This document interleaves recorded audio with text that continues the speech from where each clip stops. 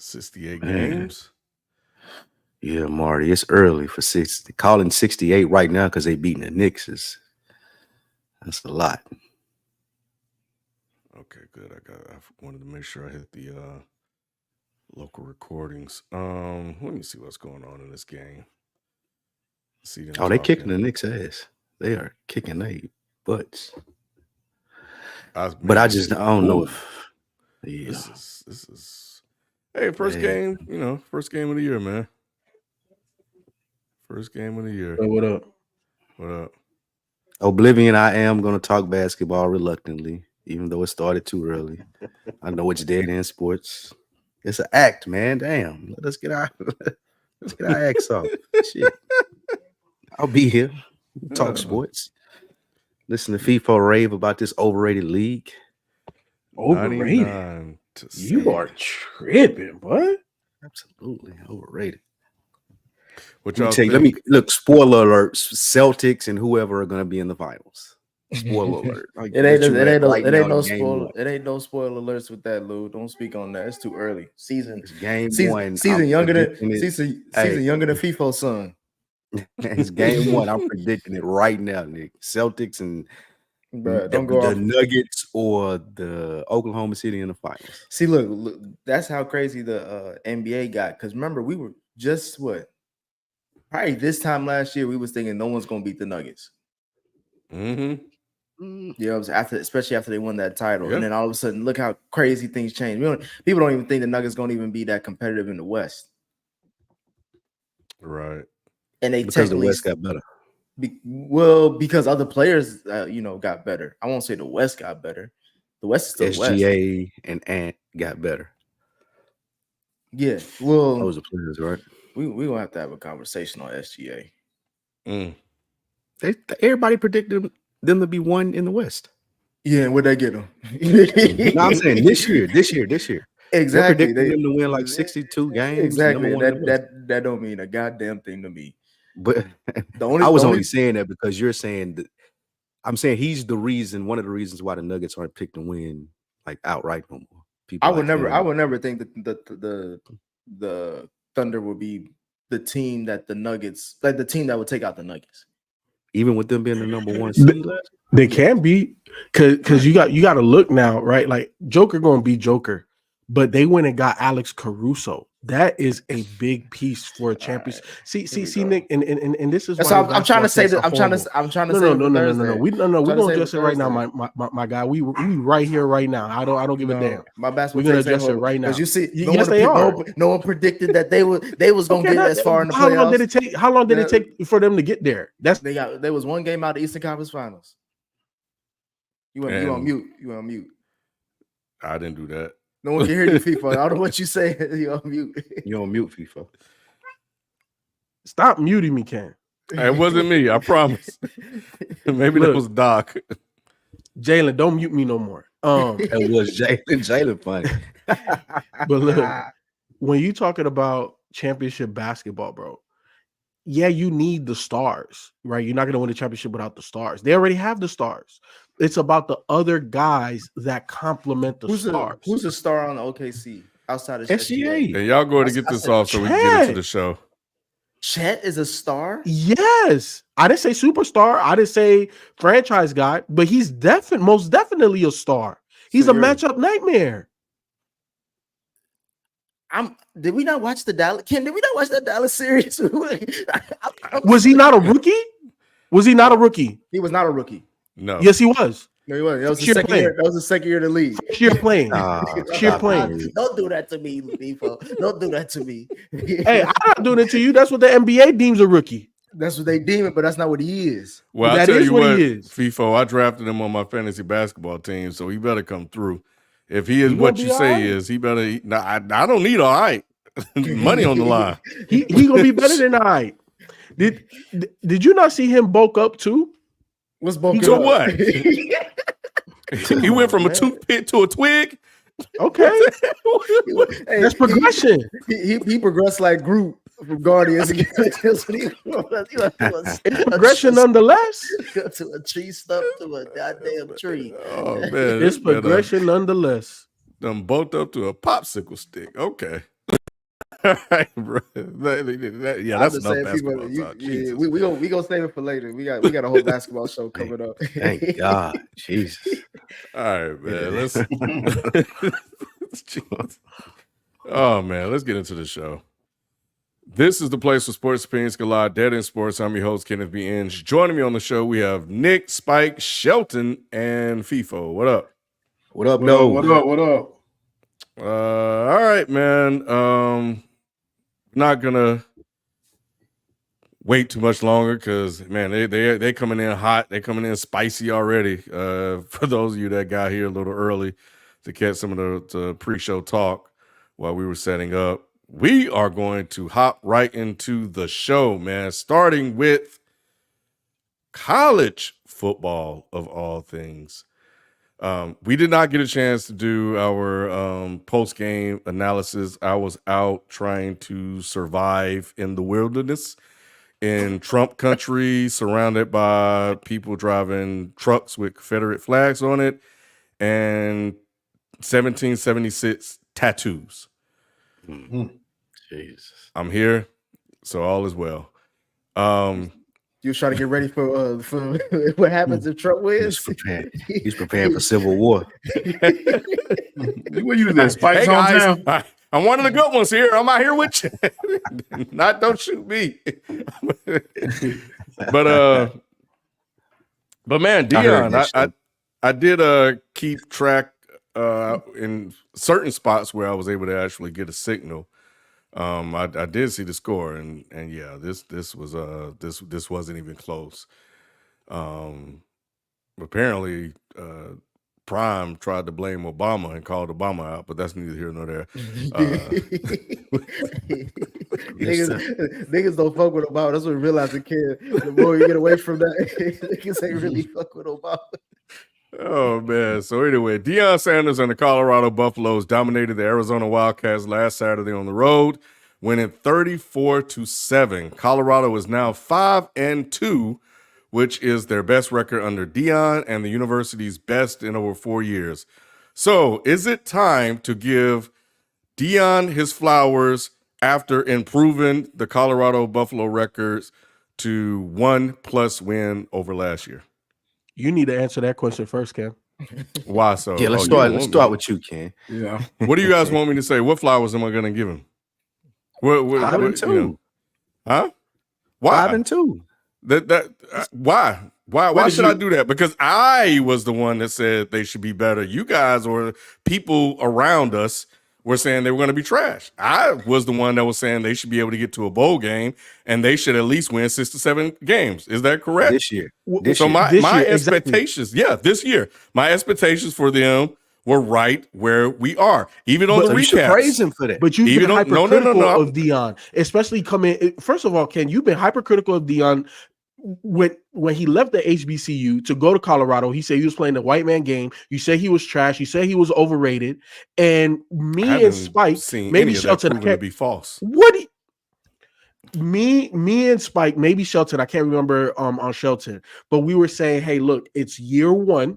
He don't have none of his guys, and we know that the O-line, D-line was weak as hell. And we all said, hey, look, we know he's part of the hype train. He's the best hype coach, hype entity in college football. But at the end of the day, for him to get the wins that you thought that he should get because of the hype that he has, it was going to take at least a year or two. Them flowers wilted like a motherfucker last year when everybody early was talking about Dion and how great he was and praising him. And then he proceeded to lose the rest of the games of the damn season. So now he wins one more game this year and everybody want to praise him for improving as he should. Are we not expecting Dion to improve from last year to this year? Right? Yes. So why are we giving him flowers for doing credit for that? But he also deserves credit for that too, Ken. Why? This is his job.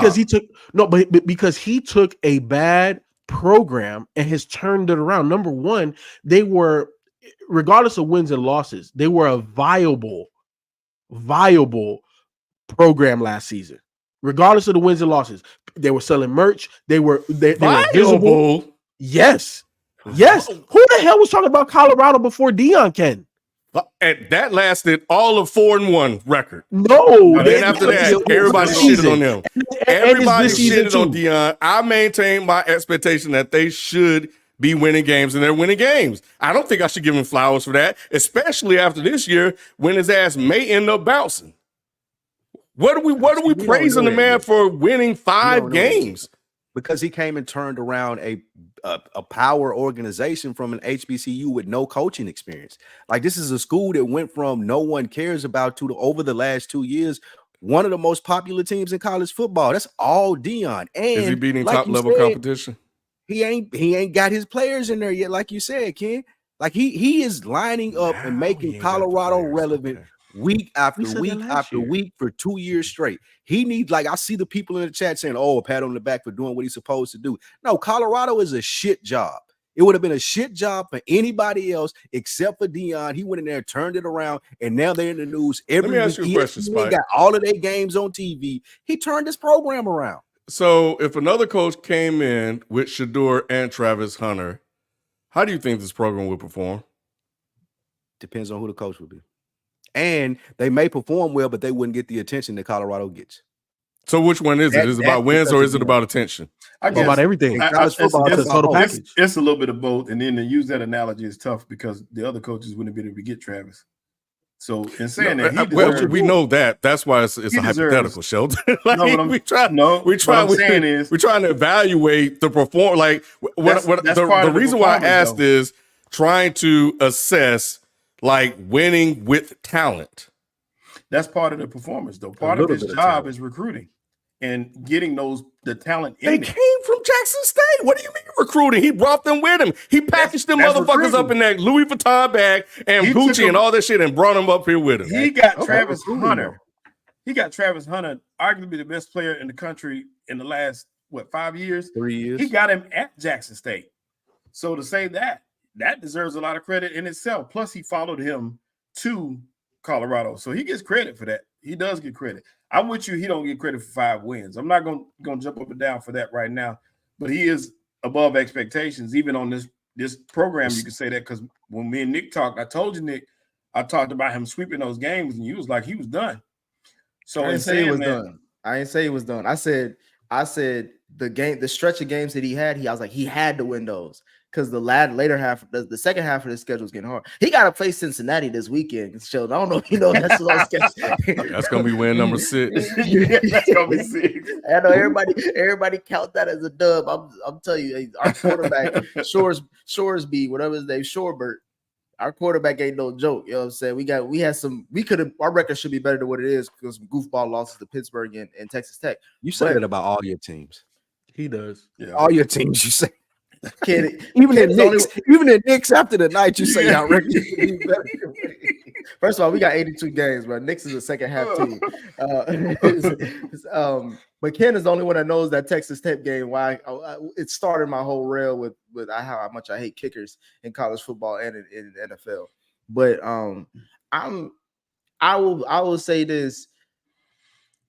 Dion does deserve some credit for improving on last year, but at the same time, I think the job isn't done yet. And I think also his hype, like you can't have it both ways with his hype. You can't be very boastful and tell people after going 3-0 some shit where he was in the press conference screaming at everybody like, do you believe now? You can't do that. You can't do that. And then when you start losing, be like, all right, everybody on the press, everybody is against me. Especially in sports, people love to build you up just to tear you down. So like he was a part of that buildup. But 5-2 is impressive, regardless if they're not coming against ranked teams, just because of where the program has been over the last decade. But to me, I don't really look at Dion. I more so look at Shadeur. My thing was on Shadeur this season, as far as like him and everybody saying he's a top 10, top 5, should be damn near number 1 overall pick. And I'm like, hold on, pump the brakes. When have we ever seen a nigga in 2 years of his college career? And I said, nigga, not just because as a regular word, but as a black quarterback. When have we ever seen a black quarterback win only 8 games in 2 seasons and be a top 5 quarterback? You know what I'm saying? Like in the draft. New age, Nick, stop it. We in a new age, but they still ain't drafting. Dak Prescott didn't win a lot of games when he was in. Dak Prescott was a dog at Mississippi State. Yeah, He didn't win a lot they of were games. ranked. He What are you talking about, Spike? They were ranked 1 year. The next year they sucked. The only reason I use Dak is he was drafted late in the 4th round. So when we talk about players like that, we can point to the Trubisky's, Keely Smith. Yeah, but those Smith from Oregon. Keely Smith from Oregon was only there for 1 year. Those don't He look got like drafted us. second by your Bengals, Nick. That was a great one. That was Look how long ago was that, Lou? How old was you when that It happened? don't matter. You said it never happened. I said it never happened. I'm telling you, Keely Smith did it. Okay, I haven't seen it. I wasn't a Bengals fan at that point in time. He was outside at that time for me. But for me, I haven't seen it in yes, you have. times. Tweets Open Doors is right. Anthony Richardson, but shoot, he might mess it and up. EJ Manuel from Florida State.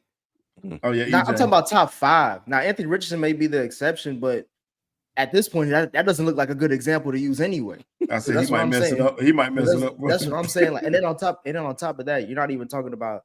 I'm congratulating him on his talent. I don't want to take away from that point, but also there is he has to also be as talented as he is because Dion is his daddy, and he's coming with a lot of how GMs are and head coaches. They want to run the show, and you coming in with all that type of shit. That I don't know how that will affect his draft stock either, but I've been more impressed with Shadeur these games as far as how he's been able to handle comeback victories, losing his key players like Travis Hunter and still finding ways to win or be competitive.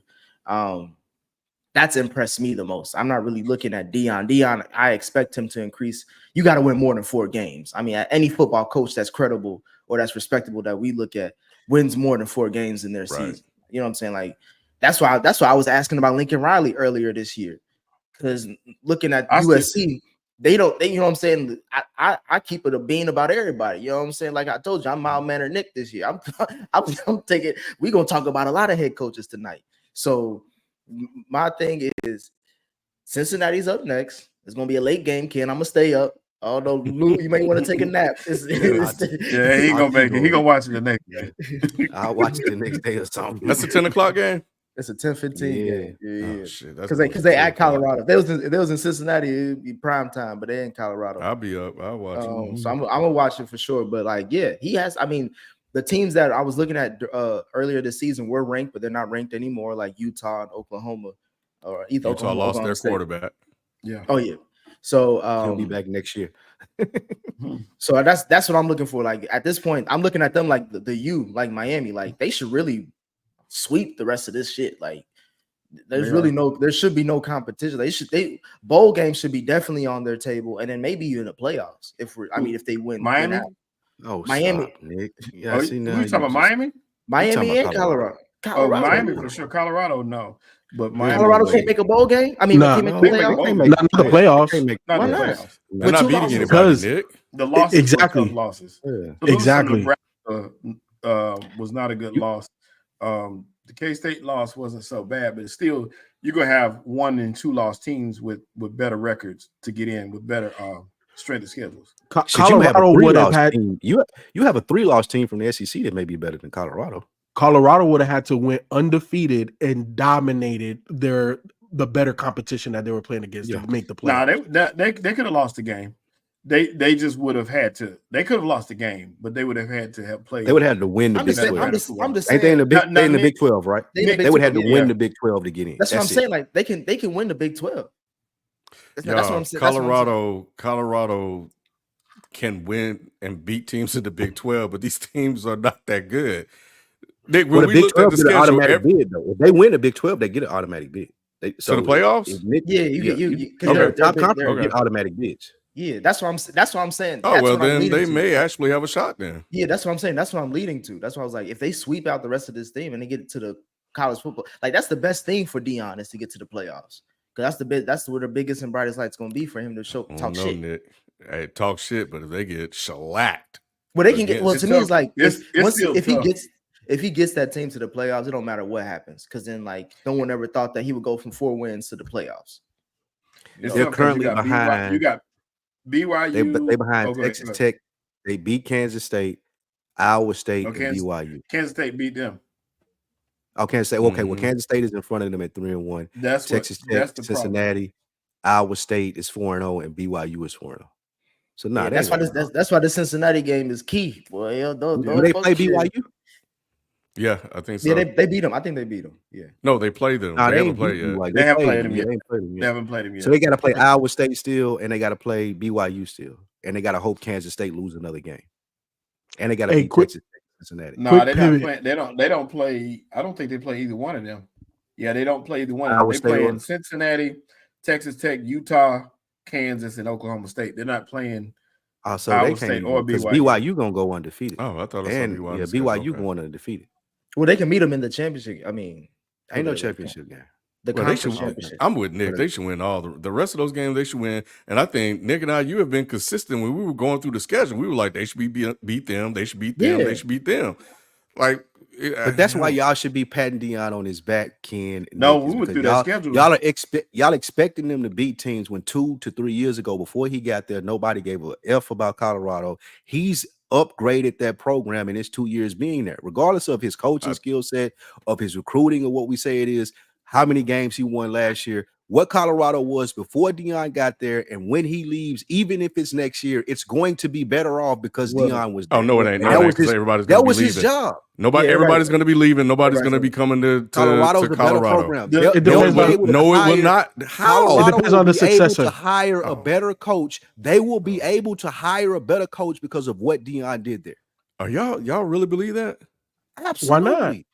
He's made him viable, Ken. That's what I told you from the get-go. If Dion can go win there and I'm a good coach and I'm young, I'm gonna go try it too. How the hell do I? Yeah, bro, I wouldn't think that would happen at all, especially with the transfer. I would. Once Dion's gone, why would you go to Colorado? Exactly. If you a coach? Yeah, I don't know. Because you're talking about players. We can't say players. No. Okay.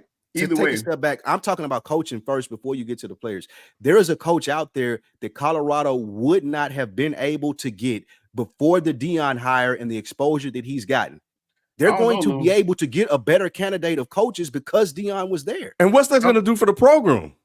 It's going to make the program better because they're getting a better coach. They're going right back to the bottom. Go ahead, Shelton. No, I was just going to say some of those coaches are going to avoid this situation. You don't want to follow a program like that with Dion there. Not if you're a good coach. Leaves. If I'm a better coach than Dion, I'm definitely going there. There's a lot of coaches better than Dion.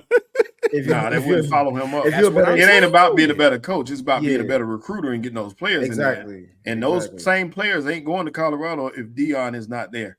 Exactly. Now, Nick, the only thing to counter what you said is I'm impressed with Dion because if you look at the whole team, you look at the defensive line, for example, they were weak on defense up until a few weeks ago. Now this defense is playing lights out. They only allowed like 100-yard rusher in these last 4 or 5 games. So the defense has stepped up, and it ain't Warren Sapp. I give him a lot of credit for. Y'all keep on trying to get more than what I'm trying to give with this Dion compliment.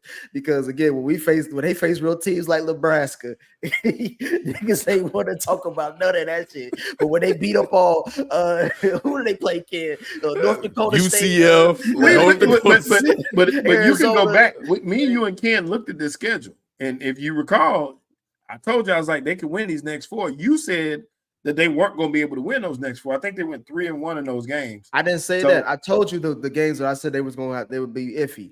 And you were the one that was trying to bring up UCF was going to be a problem. I said no, that's not the only one. I said that was the only team. I said they should be Arizona. They should be Cincinnati. Like if they're really good, they should be able to beat they shouldn't beat them teams. And that was the thing. The only teams that I talked about that I was like, I don't think they're gonna beat them is like Oklahoma State, Utah, those ranked teams that they were facing in the second half. I said the first half they should get. I told you they should get all their wins early because they may not get them later in the second half of the season. And all that's changed because the dynamics of those teams have changed. Mm-hmm. And then he's probably going to go in, possibly win those games, and then people are going to overhype everything that he's done because the quality of competition, those teams in that conference has fallen down, and Dion's able to win games. FIFA, what was that breaking news that you had before we move to the next topic? No. I was just saying, pivot real quick. Nick, what's up with your Knicks? Them boys get shellacked. First game of the season. FIFA, you know what it's like to play an angry light-skinned nigga on the basketball court. Tatum out here thinking he Kobe. Tatum taking out the whole summer on us. Shelton, they're saying that Dion is not a good recruiter. Oh, he's what? Not? Yeah, they're saying he's not a good recruiter. Oh, wow. A couple people in the chat saying They're saying check the recruiting classes. They're not good. But he got the number one player to That go was to 3 an years ago, though, HBCU. That was I 3 years ago. understand. I ain't agreeing or disagreeing. I'm just stating the facts. Like they're saying that his recruiting classes at Colorado have not been good. Okay. In comparison, obviously, to Michigan and Ohio State and all of these other programs. But if you compare it to Colorado, what are you talking? It's night and day. Look, I think he's trying done to his job. spin this shit, bro. I don't know why. So we I don't can't think he's compare done it his to job. everybody else. No, We just no, compare it to Colorado. No, Ken, no. Look, listen. What I'm saying is Dion is a great recruiter, but he's not going to be able to out recruit bigger programs. That's just the nature of the game. If he went to USC, he getting everybody. But he's not gonna get everybody in Colorado. He's doing the best he can based off of the program that he's at. All right. I think. Go ahead. Last point. I was just gonna say, Dion Sanders is going to leave Colorado in a better situation than it started in before he got there. That's his job. That's ultimately his job. He's going to win games. He's going to go to a bowl game, all this shit that y'all saying. And once he leaves, if it's this year or next year, Colorado is going to be a more prominent program than it was when he signed on the dotted line. And I can't believe you believe that, Spike. Hold on. It's the truth. Lou sound like that nigga that's fucking with somebody mama. And he gave the son all kinds of toys for Christmas and all that stuff, and then him and the mama fell out, and all he gonna say to the kids, look, I came here, you got more than what you was gonna get before I got here, and now I'm gone. That don't mean shit for the kid later on, Lou. That mean just because you got it means shit to Colorado. Nick, it means shit to Colorado. Colorado was in the dumps. That was the worst team probably in Division I football before Dion got there. Now they're going to be able to get a viable coach. They got a name recognition that they didn't have before Dion got there. He brought them back from the dead. They wasn't good since the fucking 90s. So what are we like? That's Dion did that. But that's it ain't my fault that Jackson State couldn't do that. But Colorado being a D1 school with more money, and they should be able to capitalize off that. You ain't have to but they won't. Jackson State had nothing to do with this conversation, Lou. I don't know why you trying to throw them in the mud. Somebody in the chat. He ain't do that for Jackson State. I ain't see what he said. They can't hire people. What I will say is he's made them relevant. We can talk about all the other stuff too. He's made them relevant. That's what they hired for. And all I'm asking is like, how are we great? Because it seems like y'all grading Dion on a curve. Because it's like, how are we grading his success at this stage, at this level? What? Like, is it not? If it's not wins, if we're just gonna give him a pat on the back just for winning 5 potentially plus games in a season, then that's fine. We can have that conversation. But if you're talking about in the landscape of college football in general and coaching and doing and pushing the program forward, then that's a different conversation. That's why I'm judging him based off his peers he's in the Big 12, so he's in a big Power 5 conference. So if I'm going to compare him to the other Power 5 conferences, yeah, I expect certain things out of him. And especially because he has a name like Dion Sanders, and especially because his son is supposed to be a top 5, top 10, where however you want to put it, pick. Yeah, I have expectations for that. And if you're below those expectations, we got to call that out. Now, if you exceed those, like if he makes it to a bowl game, wins a bowl game, or even wins the conference, then yeah, he should get all the flowers he deserves. But for right now, he's doing good. So I'm gonna say that to do for him. But I'm more impressed with Shadeur. Well, someone that is doing good and someone that is not doing all too well are two teams that play in the Super Bowl. The Kansas City Chiefs defeated the San Francisco 49ers on the road 28-18 to improve to 6-0. After this loss to the Chiefs, is it safe to say that Kyle Shanahan missed his Super Bowl window? There are some other questions. I'll go ahead and point those out there, and I'll circle back to those to get answers if we don't get there. And also, will the Chiefs go undefeated this season? And just a little statistical nugget for you guys. Kyle Shanahan went down by 8 points at halftime. It's 2-20 in his career as a head coach, and it's 0-5 against the Chiefs in the regular season and the playoffs. Yeah, man, is it over for the 49ers, bro? I don't know yet, Ken. But I will say this. Go ahead. Well, have you seen the news that Ayuk is out? Yeah. Okay, ACL. okay. All Yeah, right, no, cool. that was a gruesome hit, especially in slow motion. You see it bend Yeah, in like that, yeah. and his foot was planted too. So it was crazy. But Ken, what I realized, especially after this particular game, Kyle Shanahan is Mike D'Antoni. And what I mean by that is he has his system and it has to work that way. And if it's not that way, it's scripted in his head or whatever he uses, it ain't gonna work. Doesn't mean that he's not a great coach. Doesn't mean that he's not innovative. Doesn't mean that you can't study him and learn from him. But what it means is that he's kind of stuck in his ways and he doesn't necessarily adjust. Going to that record that you talked about, being down 8 points, he's 2-20, right? He doesn't adjust. He sticks to the same thing. Conversely, we look at somebody like Andy Reid, and it's like, okay, cool. I had this idea of doing this. Y'all shut that down. Well, we go flip and twist and do whatever it is to get back on track. Ken, I don't think that they've missed their Super Bowl window because they still have immense talent. We haven't seen their injuries be this bad in about almost 3-4 years now, but it is bad, right? Like Debo got pneumonia. Ayuk is out for the rest of the year. McCaffrey looks like he's going to be out for the whole year. So all of your heavy hitters, who? Jennings, the other wide receiver. Jawan Jennings is hurt. You know what I'm saying? So Ken, it's not like the only star player that they have left right now is George Kittle. And he got a foot sprain. I got a conspiracy, okay, but I'll say that for later. Shelton, you go after FIFO's done. So at the end of the day, I think that when healthy, they're still a Super Bowl contender. They're not the favorite, especially not even in the NFC anymore. I think that's the Lions. And I've been talking about the Lions for the last 3 years, but it is what it is. They still can win a championship, Ken. But you know what it's going to come down to? How good is Brock Purdy? Because we always talk, this was the conversation about Brock Purdy. You strip away all of the superstars around him. How good is he? Can he lead your team? And this is the ultimate test. Because look, you're going to get back Debo. Like I said, you got George Kittle. What can you do? What can you do? Those are the two original 49ers. What can you do with those two guys right now? And if he is that guy. But FIFO, don't you think that's like a question that it doesn't really mean anything anymore?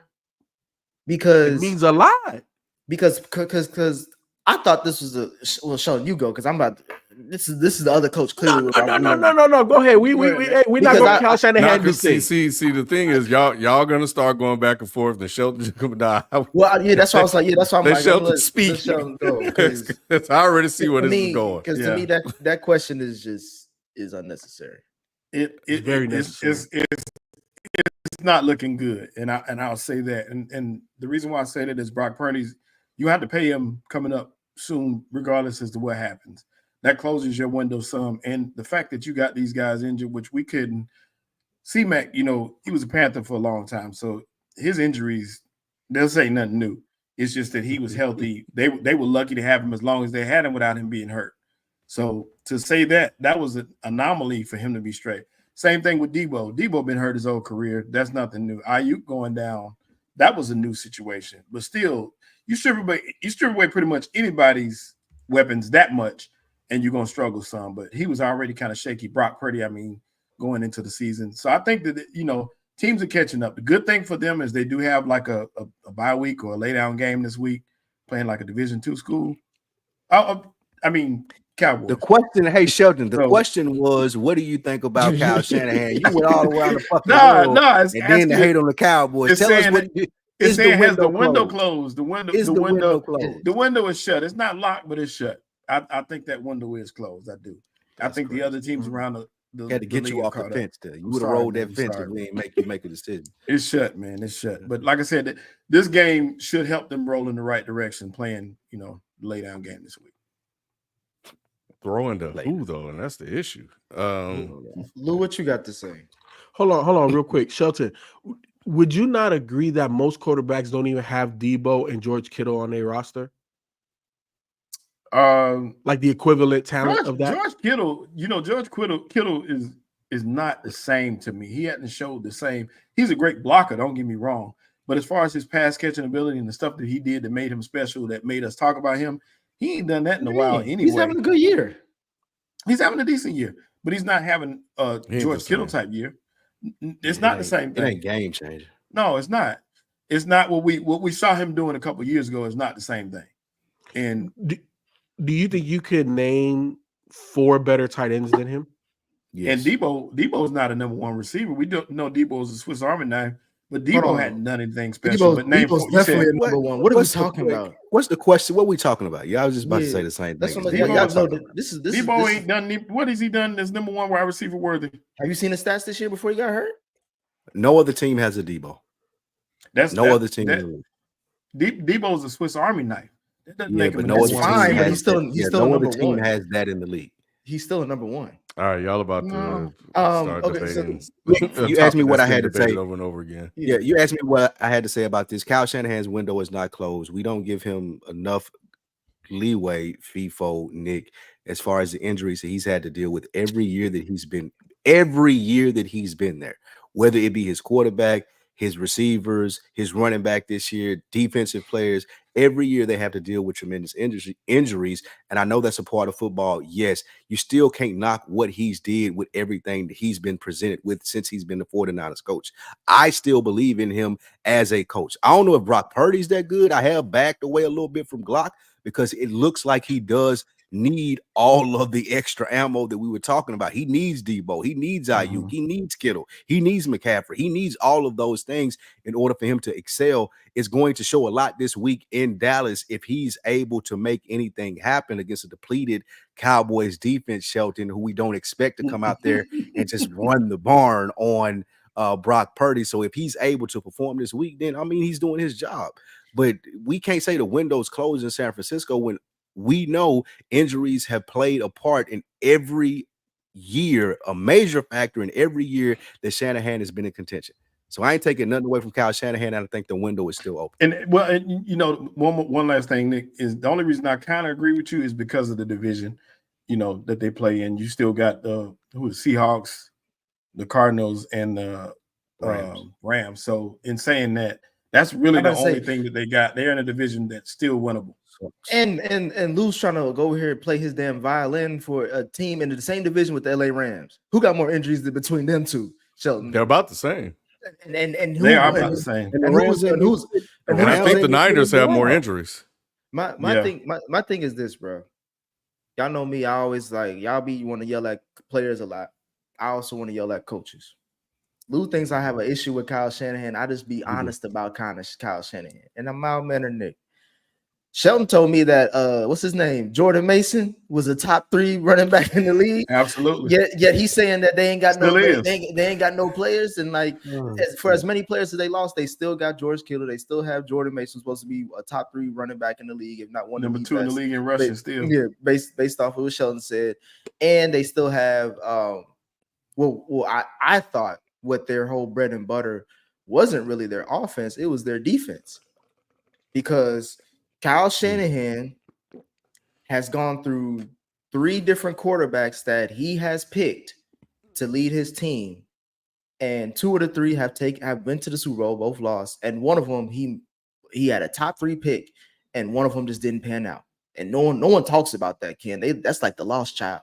No one ever talks about trade. So what I'm talking about is it's over. Hold on, I get your chance to talk, Lou. My thing is this: his window is closed.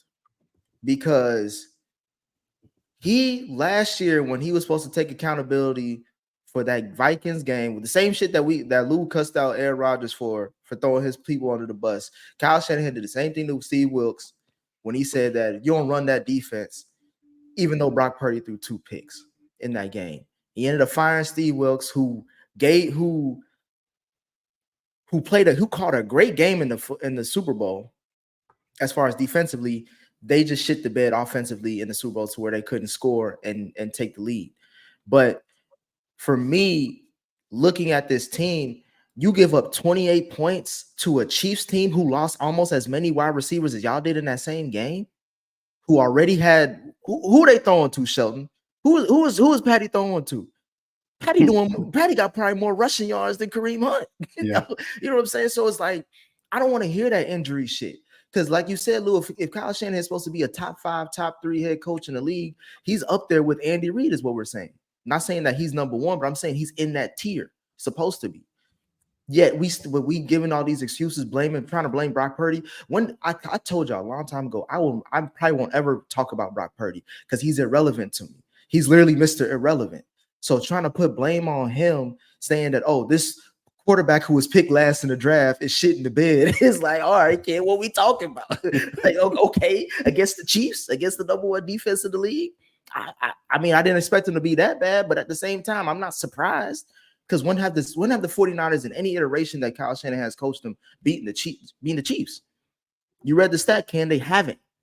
So I wanted to ask you, I wanted to really talk to FIFA. I want to ask, like, what's the difference between how much of a difference between Kyle Shanahan and Zach Taylor, if we want to keep it a bean?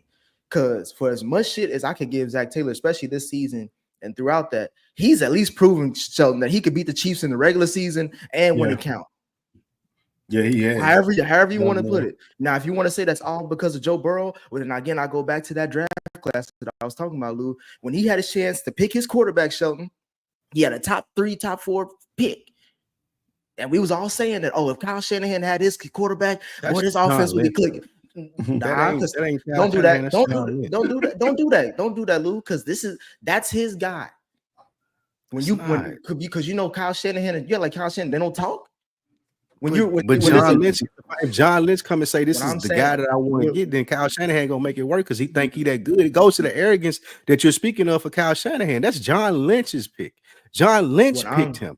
And Kyle Shanahan was like, "Oh, you know what? I'm so good, I can make it work." No, nigga, you can't. Don't do that. Don't do that, Spike. Quarterback. Don't do that, Spike. Thank you. That's what I'm saying. GMs don't talk to their head coach. Come on, man. GMs they do. Whose decision is it? You put it all on Kyle Shanahan. Like Kyle Shanahan was like, "This is the guy that I want to go with." I don't know that happened. I'm going with John Lynch was like, this is the guy that you need to go with. And Kyle Shanahan, based off the arrogance that I've seen that Nick always talks about, Kyle Shanahan was like, you know what? I can make it work. If I made it work with Jimmy Garoppolo, I'm making it work with Glock Purdy, then yeah, I can make it work with this dude, Trey Lance. Who cares? Hell no. Spike, you must have had a really good week at the Bill Bonds business.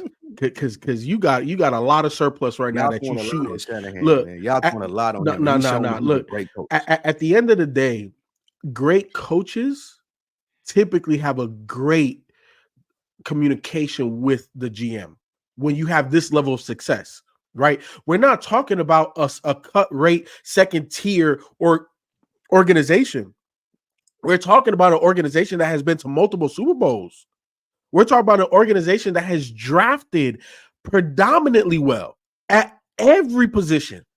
Except, if you want to say quarterback has been a bit shaky, but shit, how many organizations in the league really get it right outside of Green Bay? You know what I'm saying? Like, let's be honest. Let's be honest. At the end of the day, Kyle Shanahan and John Lynch are in lockstep. And that move to get Trey Lance, they both agreed on that. Don't give me that shaking in the head, Spike. I'm not agreeing with it. Like y'all don't know. I do have I've never seen that reported anywhere. As far as I'm concerned, if I owned the 49ers and I was like, well, whose decision was it? That's John Lynch's job. Y'all trying to put that on Kyle Shanahan. Hey guys. No. We just say he has a piece of the pie. That's all. Is John Lynch still there? Yeah. Yes. He's still there. Okay. I think it's over for the 49ers. I'm with Nick. FIFO, you said something. They're playing differently this year than they have in the past. And I found it interesting, like a lot of those screen passes they used to run and called, I'm not seeing a lot of those. That used to be his bread and butter.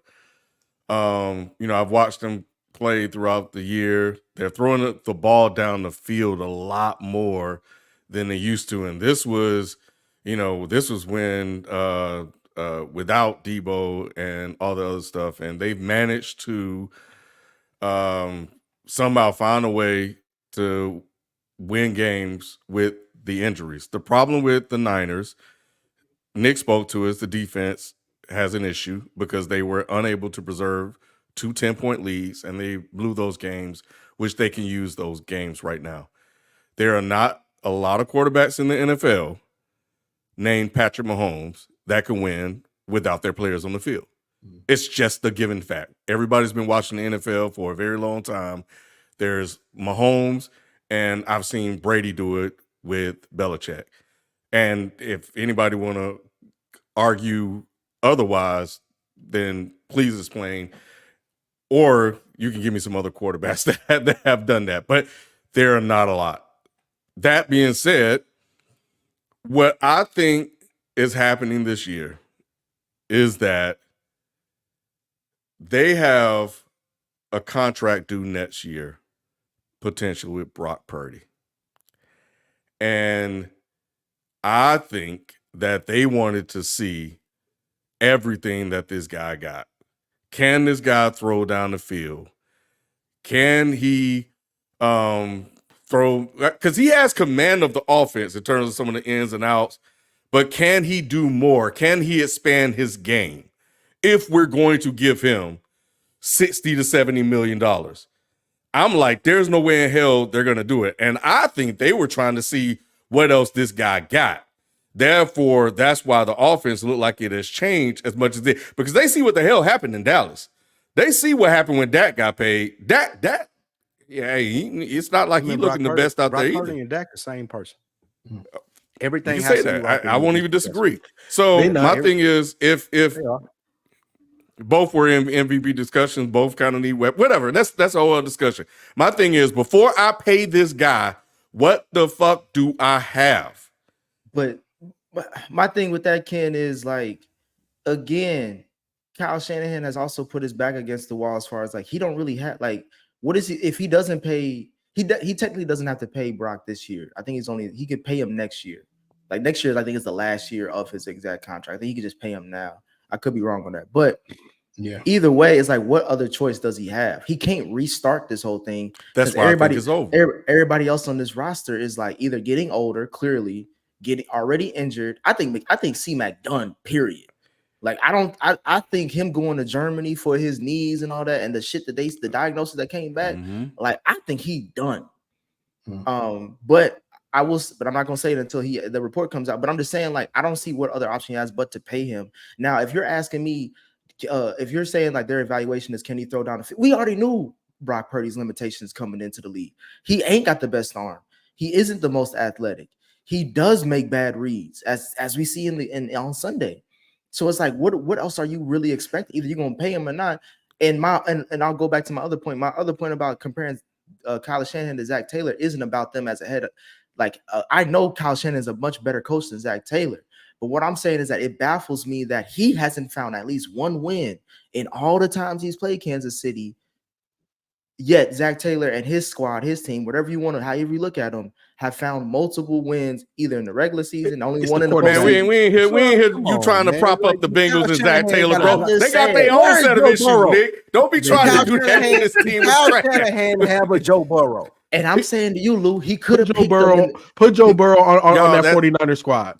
Coulda, woulda, shoulda, whatever. That's a Brian McKnight song. I'm not trying to make this Bengals conference. I'm just saying, like, I'm calling it out to say that Kyle Shanahan had multiple times in his iteration with the 49ers to either pick his quarterback or to develop his quarterback. And either way, he can't win the big games. He shits the bed. That is the fact. Yeah. And that's what we've seen. He's been to the Super Bowl twice. He's lost it twice with leads twice. This is who he is. He's doing the same thing in the regular season. The reason why, when I look and see how they're playing and the different things that they're doing, and why I'm taking the approach that I'm taking is because of one thing that you said. These players are getting older. If we're going to pay this guy, then that means he is our guy. We got the tackle locked up. We got Ayuk, whatever y'all feel about him, he's there, right? So now they have to replace all these other pieces. And if they're going to replace these other pieces, who is going to be the person leading the field? So what I'm thinking is John Lynch and Shanahan is like, if we're going to give this guy $60 million, are we able to just plug and play guys in? According to Shelton, they could do that with Jordan Mason because he's a top 3 running back. But we see that without CMC, they lose a lot. They don't get no touchdowns. Ken, it looks different, but at the end of the day, the zone read scheme that his dad didn't necessarily invent, but damn near perfected, and what Kyle Shanahan is doing, you can plug and play running. Bro, I know we've seen it. Elijah Mitchell, Mitchell, we've seen had it. like 1,300. So But you can still C-Mac be is a difference maker, though, 100%. No, he's a superstar, Ken, and that's Right. the reason why it looks extremely dynamic with him in it versus what's his name, Shelton? Who? Mason? Who? Jordan Mason. Jordan Mason. Yeah. That you can still have the foundation of what that offense is, but it's not going to be over the top. You can't do everything that you can do with C-Mac. But at the end of the day, Ken, the other pieces, right? Like they drafted who's the white boy wide receiver that got shot? He just played his first game. Richard Pearsall, right? Like he is going to replace Debo because Debo's not going to get read up. They just paid Ayuk. Why you give that look, Spike? This is the business. Pearsall is going to replace Debo. I didn't listen He's to not what saying I'm the saying. production. He's talking about as a receiver, Yeah. as a player, Yeah, as a receiver, as a roster spot. My apologies, I took that the wrong way. Yeah. I'm not saying that he is Debo, this, that, and the third. I'm just saying Debo not going to get read up because they paid Ayuk. Eventually, they're going to draft a tight end. That's so we're seeing the changing of the guard, Ken. But the fact that these guys are still here is why I'm saying that the window isn't all the way closed. But if the changing of the guard is going to be Brock Purdy, and you just plugging people in and you believe in your scheme, we've seen. I mean, it's not. I mean, it's worked, but it's up to a certain point, right? They got to the Super Bowl and they lost. So, just like a lot of other people, we know who he is and what he needs. He needs a lot of people. That's undeniable. But if the reason why I think it's closed is because, like, you're attaching yourself to the hip, and why I think they're evaluating him as the future quarterback of this franchise. Mm-hmm. And do they want to make the same mistake they made with Jimmy G, right? Didn't they re-sign Jimmy G? Y'all know the football stuff. They only signed him once when he was all right, hot. cool. They traded so, but nevertheless, they got to replace this guy. So if this is going to be the guy that we're going to attach ourselves to because he's due up for a contract, I think they need an answer to that question. And now that he doesn't have all these people, Brock Purdy has to show that he can elevate to the next level, and that has remained to be seen. I think there are a lot of failures when it comes to the mistakes Brock has made and Kyle Shanahan. I think, and the injuries, you got a mess. It's over. It's over. No, it's not, Ken, because you know what the answer is going to be, and it's yet to. I'm not predicting it. I'm not saying this is what's going to happen. But what I am saying is this is going to be on John Lynch, and this is the reason why you pay general managers. This is John Lynch's puzzle to figure out. Who are we keeping? Who are we going to get rid of? Who are we going to re-up? Right? Obviously, they made a decision to re-up Ayuk. Mm-hmm. Just naturally, the money, you're not going to be able to re-up Debo as well, right? When you play Brock Purdy now. We know that. So are you going to be able to move? Are you going to trade Debo?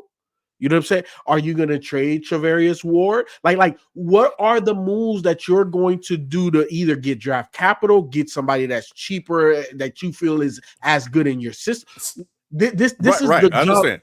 This is on John Lynch right now. So if you get rid of the short future. So if you don't pay Purdy, if you don't like the results that you see this year without weapons, or next year, then you have to start all over, and then you started from scratch, bro. But either way, man, hey, the Glock is hot, and he gonna reload that bitch, bro. They playing Purdy, Ken. Purdy's gonna get paid. John Lynch's seat is much warmer than Kyle Shanahan's seat. Yes. I will say this though, like they're gonna pay Purdy. I just don't know how much. That's what we're getting to, because I feel like there was a friend of mine. Going rate. A friend of mine said that his dad does this when he goes out to eat.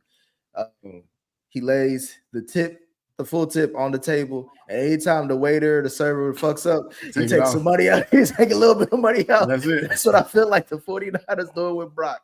Anytime you play the Chiefs, you got 3 picks. Hold on, Right, Nick. that's $10 million off the table right there. We're Now you working at together 50. here on this theory, bro. you got 50 now. Because I think because if you're the last player picked in the draft, they always make fun of how much he getting paid, Sheldon, every game that he played. They're like, oh, he making $8.50 an hour. Right.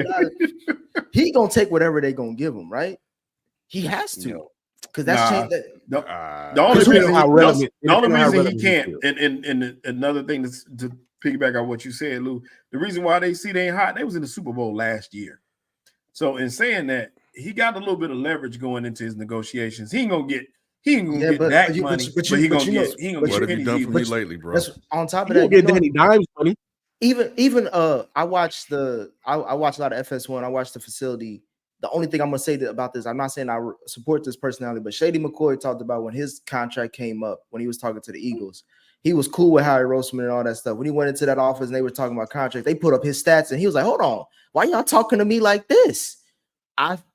If they do that to him and he's an all-decade running back, they doing the same thing to Purdy. Like, bro, we seen the same stats that Nick Wright points out on First Things First. When with these guys and without him, he's 4-8 without either C-Mac, Debo, IU, Kittle, whoever you want. Like, they have a losing record, a big losing record without them. So how can I justify paying you top dollar like a Dak? At least with Dak, he doesn't have as many. He still has a lot of pieces, but he doesn't have as many all pros as the 49ers, and they still win 12 games a year. Now that may not be this year, but still, like, Dak has some stats that he could say, like, regardless of who you put around me, I ball out. That's the you point. Say the same that's the point he's going to argue, though. The point he's going to argue is, look, I'm trying to do this without weapons. You know, I got to have people around me. He's not the only one. Like we said, he's not Patrick Mahomes, so he's not going to get that kind of money. But at the same time, he's going to get paid. Anybody can come out there and say, look, when I have a good supporting cast, everything is around me, we hit Super Bowl heights.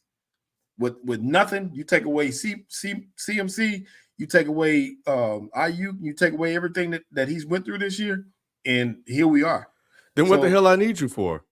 Like, because if you can't be a difference maker and manage us through games, because injury is part of the game, if you can't get us, find a way as a quarterback to find a way to win at least 2 or 3 games, I don't expect you to win all of them.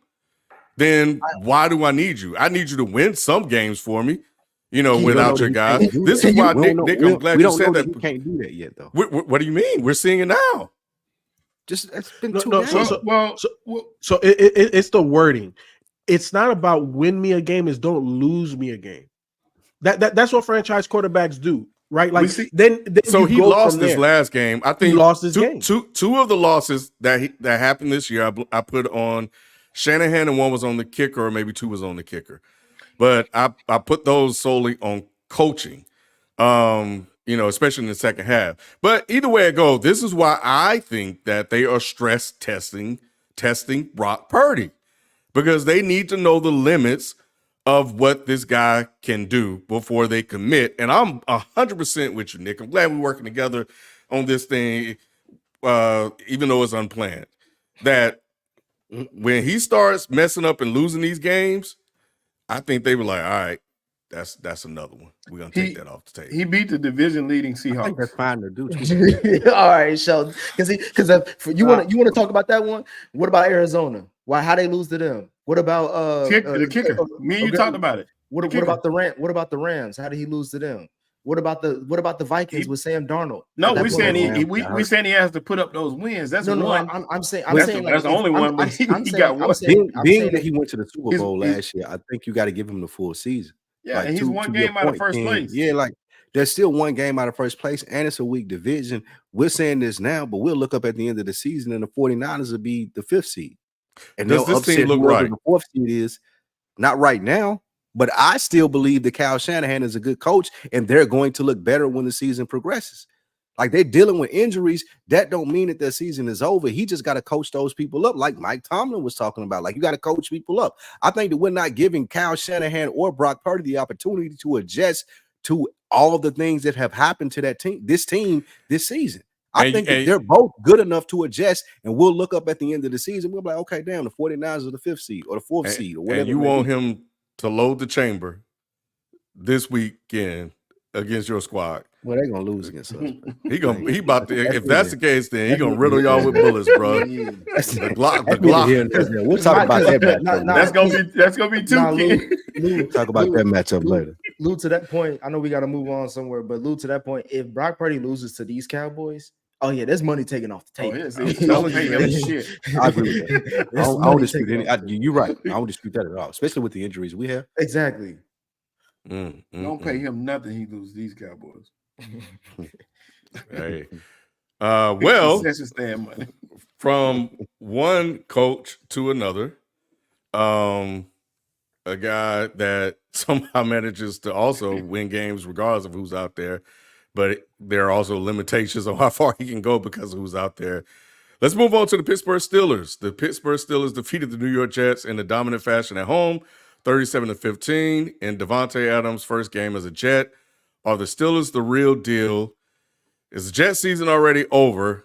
And one last point, Pittsburgh scored their most points in a game since Big Ben retired on Sunday, and Wilson threw for more touchdowns in one game than Fields did in 6. Nick, this is on you first. I don't know why y'all want me to talk about. I guess I could talk about Aaron Rodgers. I'll say no. I'll give. I was surprised by this game because one, it fucked up my parlay. I was about to make a lot of money. If it wasn't for this game, showing like because I knew Baltimore was going to beat. I had 11 leg parlay, bro. I was like, something told me to cash out by halftime, but I was like, I believe in Rodgers. Clearly, I don't believe in Rodgers no more. But I will say this about Mike Tomlin: you can't judge him. You can't judge him like he's just an average ass coach, even though his playoff record says it. Like he makes decisions that we all question in the chat, other people question in the mainstream media, and they were like, "What are you doing? Justin Fields is winning. Why are you switching out now? Why, especially for us?" And he proved why, because George Pickens was probably in his ear saying, "Nigga, you know how Tomlin is with diva wide receivers." He was like, "Nigga, give me somebody that can give me the ball. I'm tired of this bullshit." Because it's not about just winning games. It's also how it looks. And I think it was getting to that point where he was like, "We got to make sure that this looks good and we win games." So kudos to Mike Tomlin for making the switch. Kudos for Coach Russ up to be ready for this game, even though he came out shaky as hell. I didn't know what the fuck was going to happen when he was those first few series he had. And that's all I will say about that. My main thing is about Aaron Rodgers and the Jets. Like, I got one more game with them as far as saying their season is over or not. But this game, I wouldn't be surprised if everybody say that this is the nail in the coffin for their season, because it seemed like things was clicking. And then right when he threw, I won't even say that first interception, it was that second one that hit Wilson and just bounced off. Like it was a fucking bouncy ball. Like, the game changed after that. Now, Russ didn't have to do much after that pick, you know what I'm saying? Because they were really on the goal line, and after that, it was just the game just ballooned away from them. But the Jets just don't look like they're in sync, and Rodgers looks much older than before. I will slightly concede to FIFO's argument that me and him had about the Bills and the Jets, who's going to win the division. I was picking the Jets just based off the roster and the fact that I believe that Aaron Rodgers, even at his age, should be good enough to win the division. Clearly, that's not the case. They're 2-5, and the Bills are 5-2, I believe. So my bet is looking ugly, but I'm not going to say the season is over for the Jets. But if they lose one more game, then it's definitely over. This is the reason why you ended it with the reason why it is. They are right now in playoff mode, and they damn near have to run the table for them to be able to be a viable contender, right? So I don't see that happening. You know, I don't see that happening. I do like the Devontae move, but obviously they didn't, you know, it's some rust there. Like they didn't dominate like we've seen them dominate in the past. But at the end of the day, I will say that I was wrong on Justin Fields in a sense that I feel like when you do get the amount of wins that he has, you don't take that starter out. But Russell did look good. You know what I'm saying? He did look good. And at the end of the day, Mike Tomlin is a Hall of Fame coach, and he always has a pulse on his team. And he's been talking from the beginning, this is Russell's job. We saw why. So I will concede that. With the Steelers moving forward, I think they're on a collision course with the Ravens. We'll see how that plays out. But in terms of the Jets, I think that's where the bigger story is what happens after this season, right? Because this team last year was better with Zach Wilson than they are this year with Aaron Rodgers. And that's a tough pill to swallow. You let go of your head coach. You went and got Devontae. You're doing all of these things, and you're in a worse place, and you damn near have to win out to even sniff the playoffs at week 7. That's crazy. It's going to be rough. It's going to be rough for them regardless. This season is over, if you're asking me. The defense has not played up to par, and that's the biggest part for me, is seeing that defense fall to the way it has. Is it the defense, though? No, it's not just the defense. Yeah. It's the fact that the defense kept them in some games that the offense wasn't going to do nothing in. The defense was always viable. That game against the Broncos spoke volumes, though. It was about the offense because, like I said, all you needed was the Broncos and the Vikings. Like, the defense played well. And then even with, again, I'm going to let you finish your point, but even with the Steelers game, it's like, bro, like, those 2 picks were right. They were right in the area, like in the red zone, or like driven up the field. Russ didn't have to do much shit. He had 2 great passes to Pickens. Well, I'll say he threw 2 passes to Pickens. I don't know if they were great because Pickens just made a play on both of them. But it's just like Russ didn't really have to do much. It was like Roger was just giving them the game. And he did. The reason why I brought up the defense, though, is because a lot of times defense wins games. When the offense is struggling, you can count on your defense to make a play. The defense just looks defeated right now to me. It doesn't look the same. It don't look. So I brought them up first because the offensive part is obvious. It's like they don't even have a clue.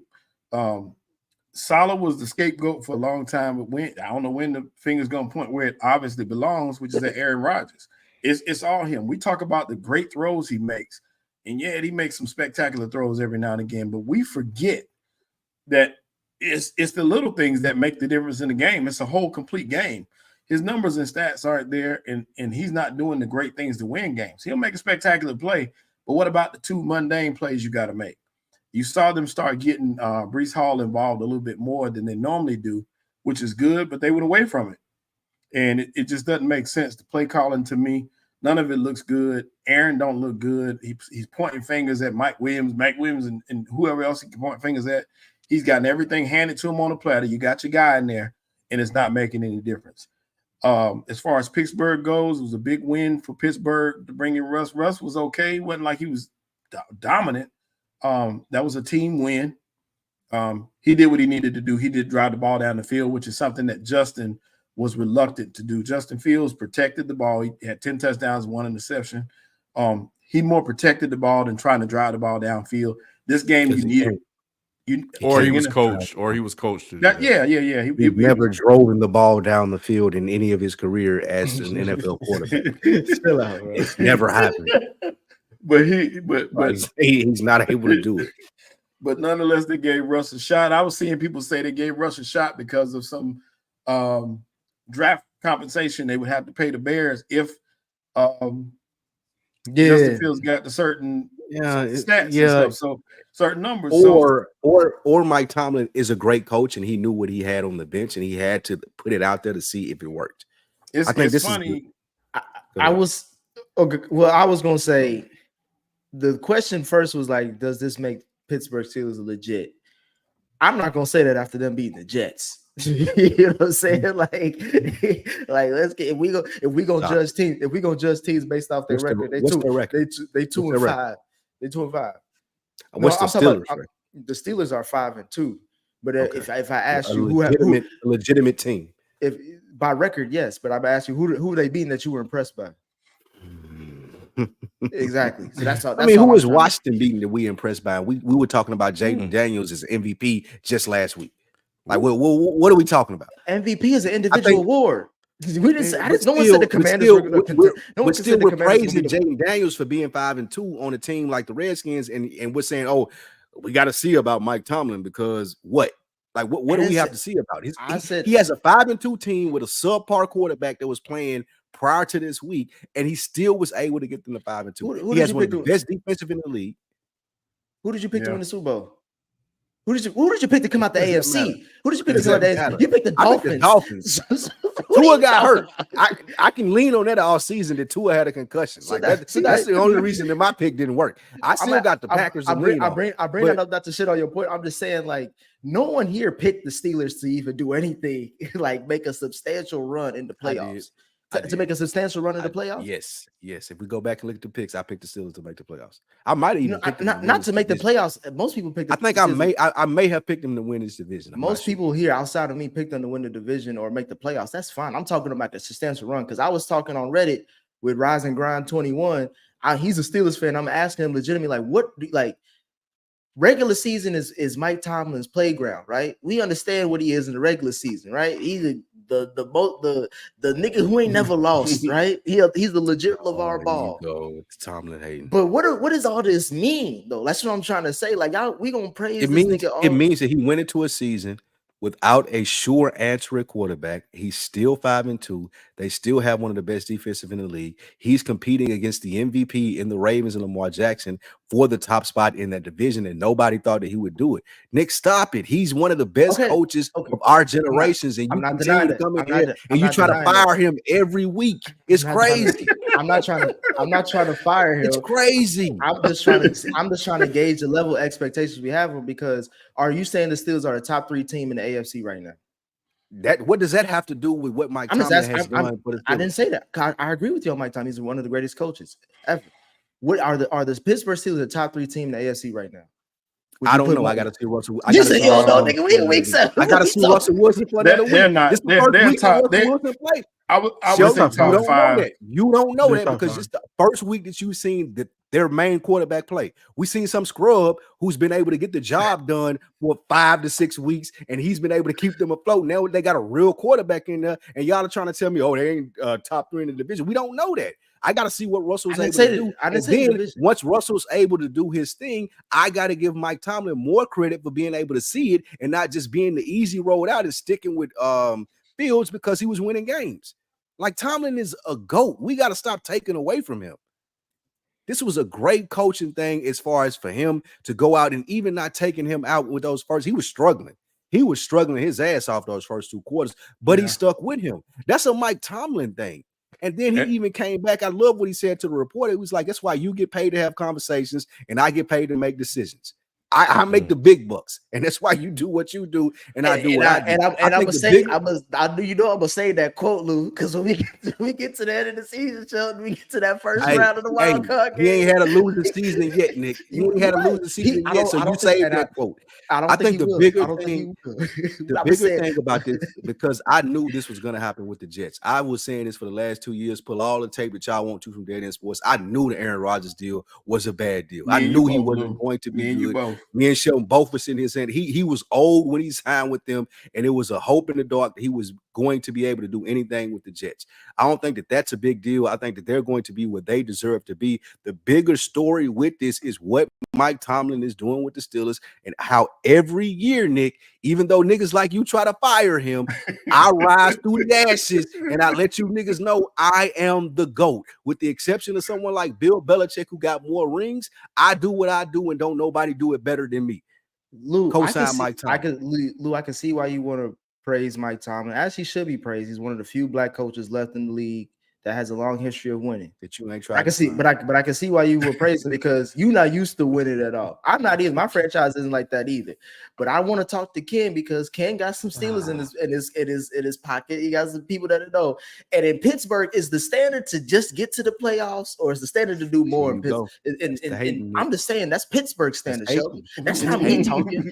That's not me talking. It's the streets. Nick, that's hating. Cincinnati ain't that far from that's Pittsburgh. That's you as a Bengals fan talking. Ain't nobody to root for the Steelers saying that. What the streets. I haven't talked to them yet about this. I know a lot of Steelers fans probably were happy to get Russ because they've had to deal with incompetence at the QB position for the last 4 or 5 years, or since Big Ben retired.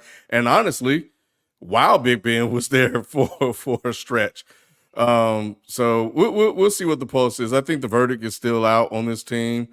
I need to see what Russ does. I think Russ is definitely an upgrade just off his experience along and being able to actually read defenses and make throws and anticipate throws. And Justin Fields hasn't been able to exhibit that.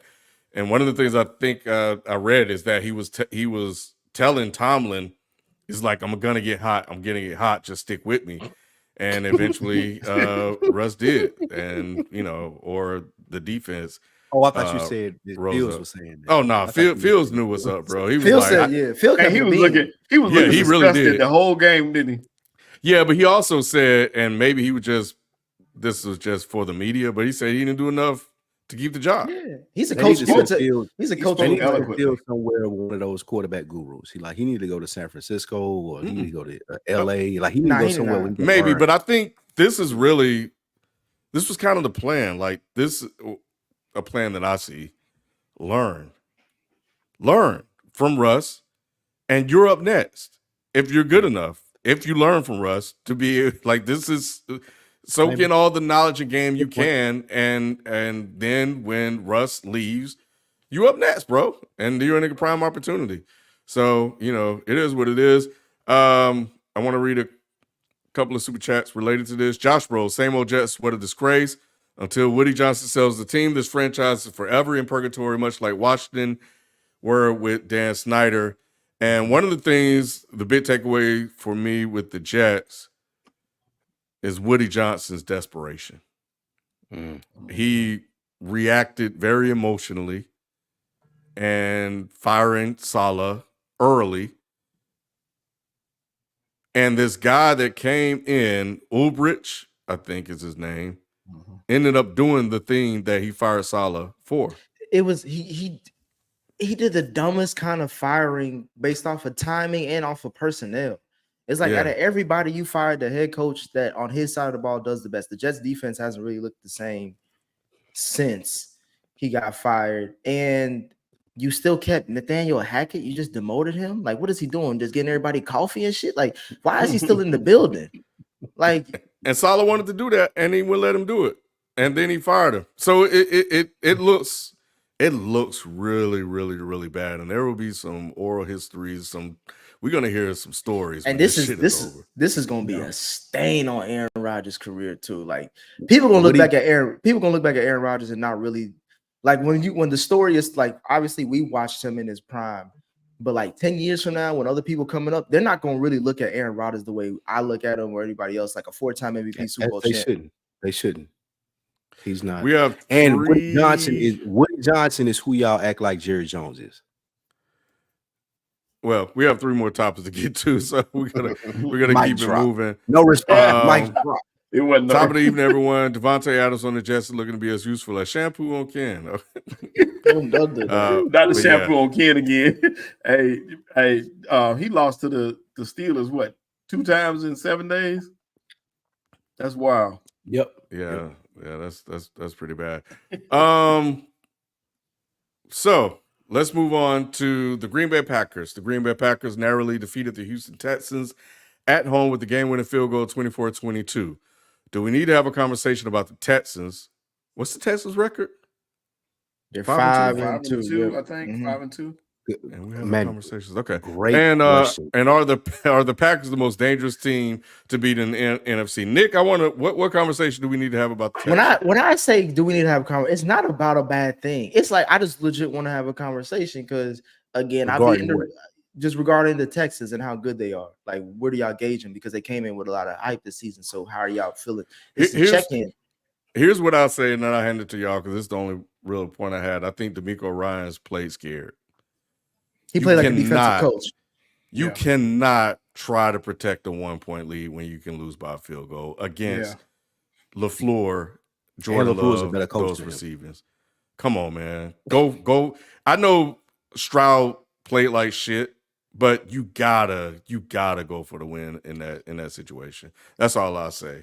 Play like shit was damn near an understatement, Ken. That was probably the worst game of Stroud's career. It was. He had a rough game for sure. It was a good test to play against the Packers, and the fact that they were in it as much as they were and even had a chance to win that game spoke volumes for what DeMeco Ryans did. But like you said, I agree, he did play scared. He could have put that game away and did not. The fact that they was in it, Sheldon, they had 3 picks. It was like on like Ken always say, bro, Jordan Love, aka J-Lo, he be giving it up. They call him J-Lo. They call him J-Lo in the streets. Give it up. They call him J-Lo in the streets. Like he be giving it up.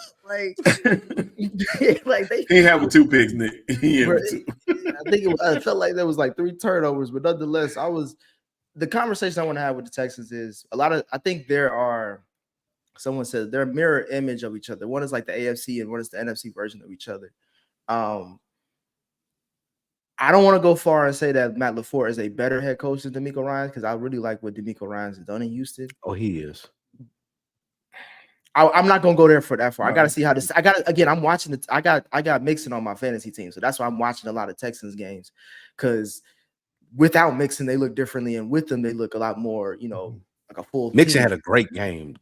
He was. Trust me, he won. He won me that. Killing this game. He won. Shout out to the NFL Plus watching the game. Like Mixon was doing his damn thing in this game.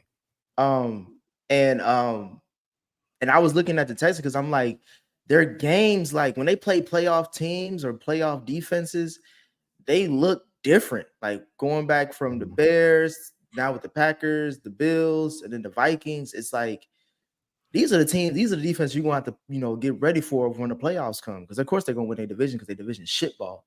But I'm definitely impressed with Jordan Love because people already in Green Bay are comparing him to Brett Favre. Hopefully not off the field, but more so on the field. But he's just a gunslinger, for better or for worse. And he's gonna keep you in the games. He's gonna keep you out of games sometimes.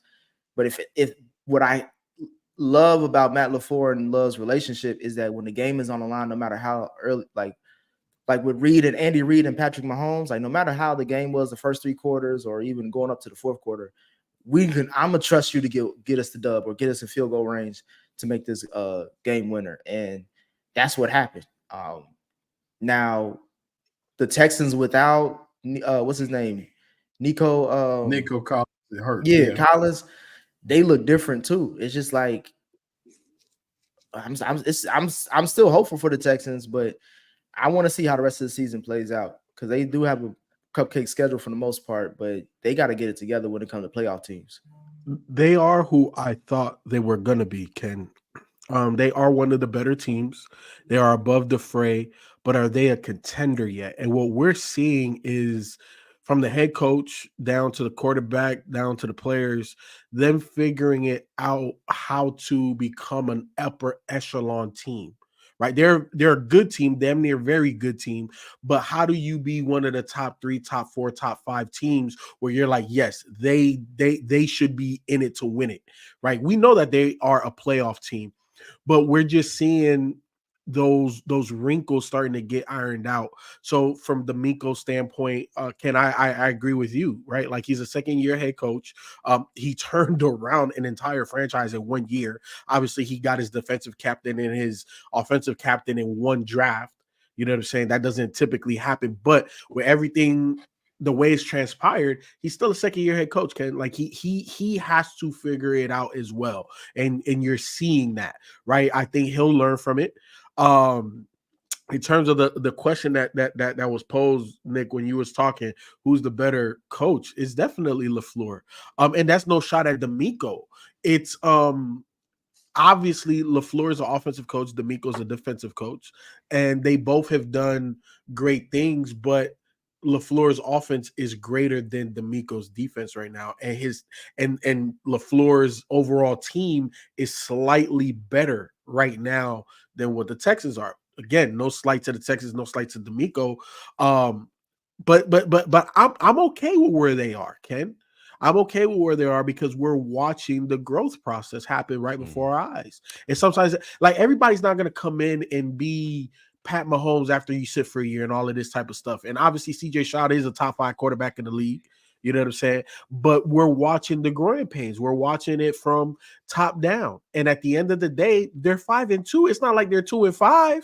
Right. You know what I'm saying? If they was 2-5, hey, I don't know if I'm gonna hit the button yet, but I'm getting close to. But they're 5-2. They're fine.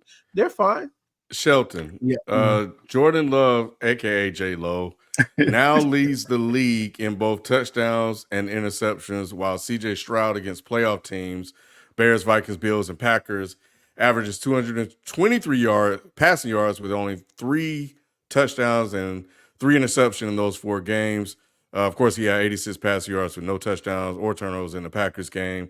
But this is really about the Packers. Are the Packers the most dangerous team to beat in the NFC, Shelton? I think so at this moment. And I really think so because, like we said, the biggest thing for me about J-Lo or Jordan Love is that he's not afraid. He's not afraid of competition. The lights aren't too bright for him. And playing in a city like Green Bay, that's a lot of lineage and a lot of heritage. You got to come up and step up and play big. And he's proven he can do that in big games. So I don't think that the lights are too big for Jordan Love. Yes, he does make some mistakes. He does commit some turnovers, but he's taking chances down the field. He's got really good wide receivers.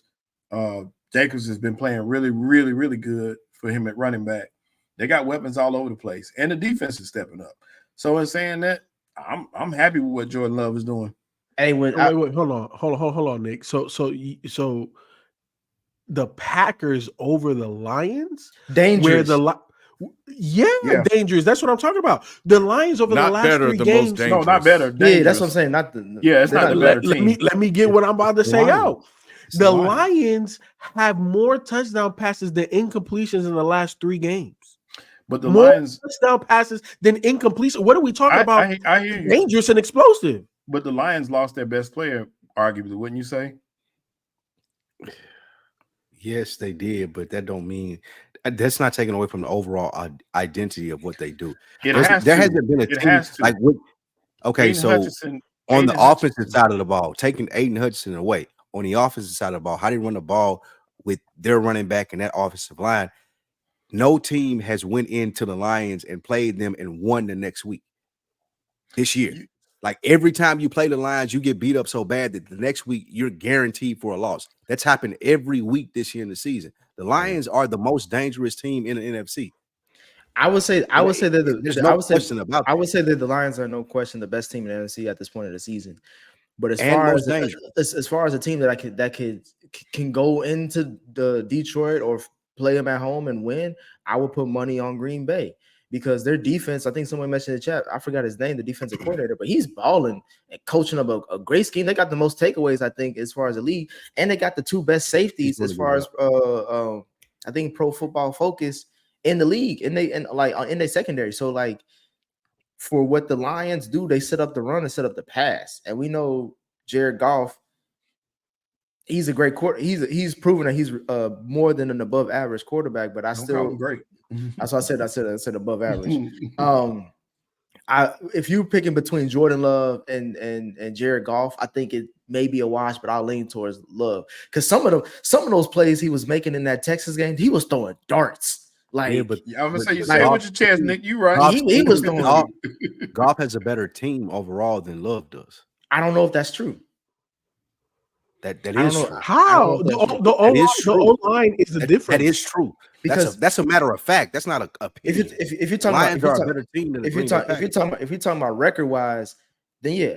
But I'm talking about as far as like Jordan Love has missed 2 games and he's already leading the league or not tied with leagues with touchdown passes and interceptions too. And don't just gloss over that like it's nothing. Well, no, I'm saying. Look at James out there to a degree. I'm not saying that, but it hasn't hurt them in the wins or losses. Like they're still 5-2, and they beat the Texans with him throwing 2 picks and Stroud in the. So Nick, hold on. Let me finish my point. What I'm saying is that Matt LaFleur as a head coach, would you say is he better than Dan Quinn? I mean, whatever. Yes. Dan Campbell. Yes, he's a lot better than Dan Campbell. So if you're saying if we have a better coach. The defense is, I would say, honestly, a wash, but with their takeaway potential, I would lean towards Green Bay. The quarterback, I would lean towards Green Bay. It's like what do we really like? Again, right now the Lions. I know B listening. The Lions are the best. The Lions team have a better offensive unit than the Packers. But Yeah, see, You're looking right. at The Packers. See, you try to gloss. So now, wait. So Nick tried to shut that out. Yes, the Packers do have a better quarterback than the Lions, but the Lions have a better offensive unit. The offensive line, the receivers, the running back, all of those people are better. I don't think the Packers. receivers. I don't think the receivers better than the Packers. They are. Who on the Packers And is it's better than Spike. St. Let me Brown? interject Who- real quick to help you out.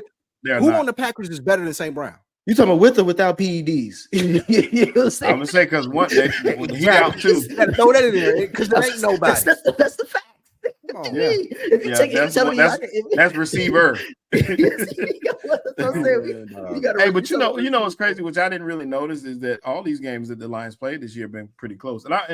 And I'm saying score only because I watched these games, a couple of these games, and they haven't been as close as the score indicates. But there's only been one blowout on the schedule, and I'm sorry, Lou, but it was your guys. But other than that, they played some pretty close And they games. just played You got one more time tonight, Sheldon. And the Vikings. I mean, shit. People were lauding how great the Vikings were.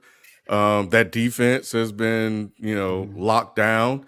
They had what was he, Shelton? Top 3 quarterback in Darnold on the team. Yeah. In the NFL. It just got beat. And they went in there and they handled their business. So yeah, big win for them. So we'll see. I think the turnovers, he got to clean that up. So if the turnovers are not something that you could like just gloss over, especially when the playoffs come, because you could argue that's how they lost to the 49ers last year in the playoffs. But he can over, like, I see what people talk about with Josh Allen as far as like, yeah, these turnovers is ugly, but the way he does everything else kind of overtakes that. I'm kind of saying if that's the case with Josh Allen, we could say the same thing with Jordan Love. Jordan Love clean up these turnovers, bro. He probably the best QB. He's probably a top 3 QB in the league. There it is. That's crazy. He's probably like now him and Josh Allen are on the same level. No, I'm just talking about from a turnover standpoint, as far as like, yes, there are bad turnovers, but he does more than that to overcome them in the game. Again, he threw 2 picks, but he had 3 touchdowns.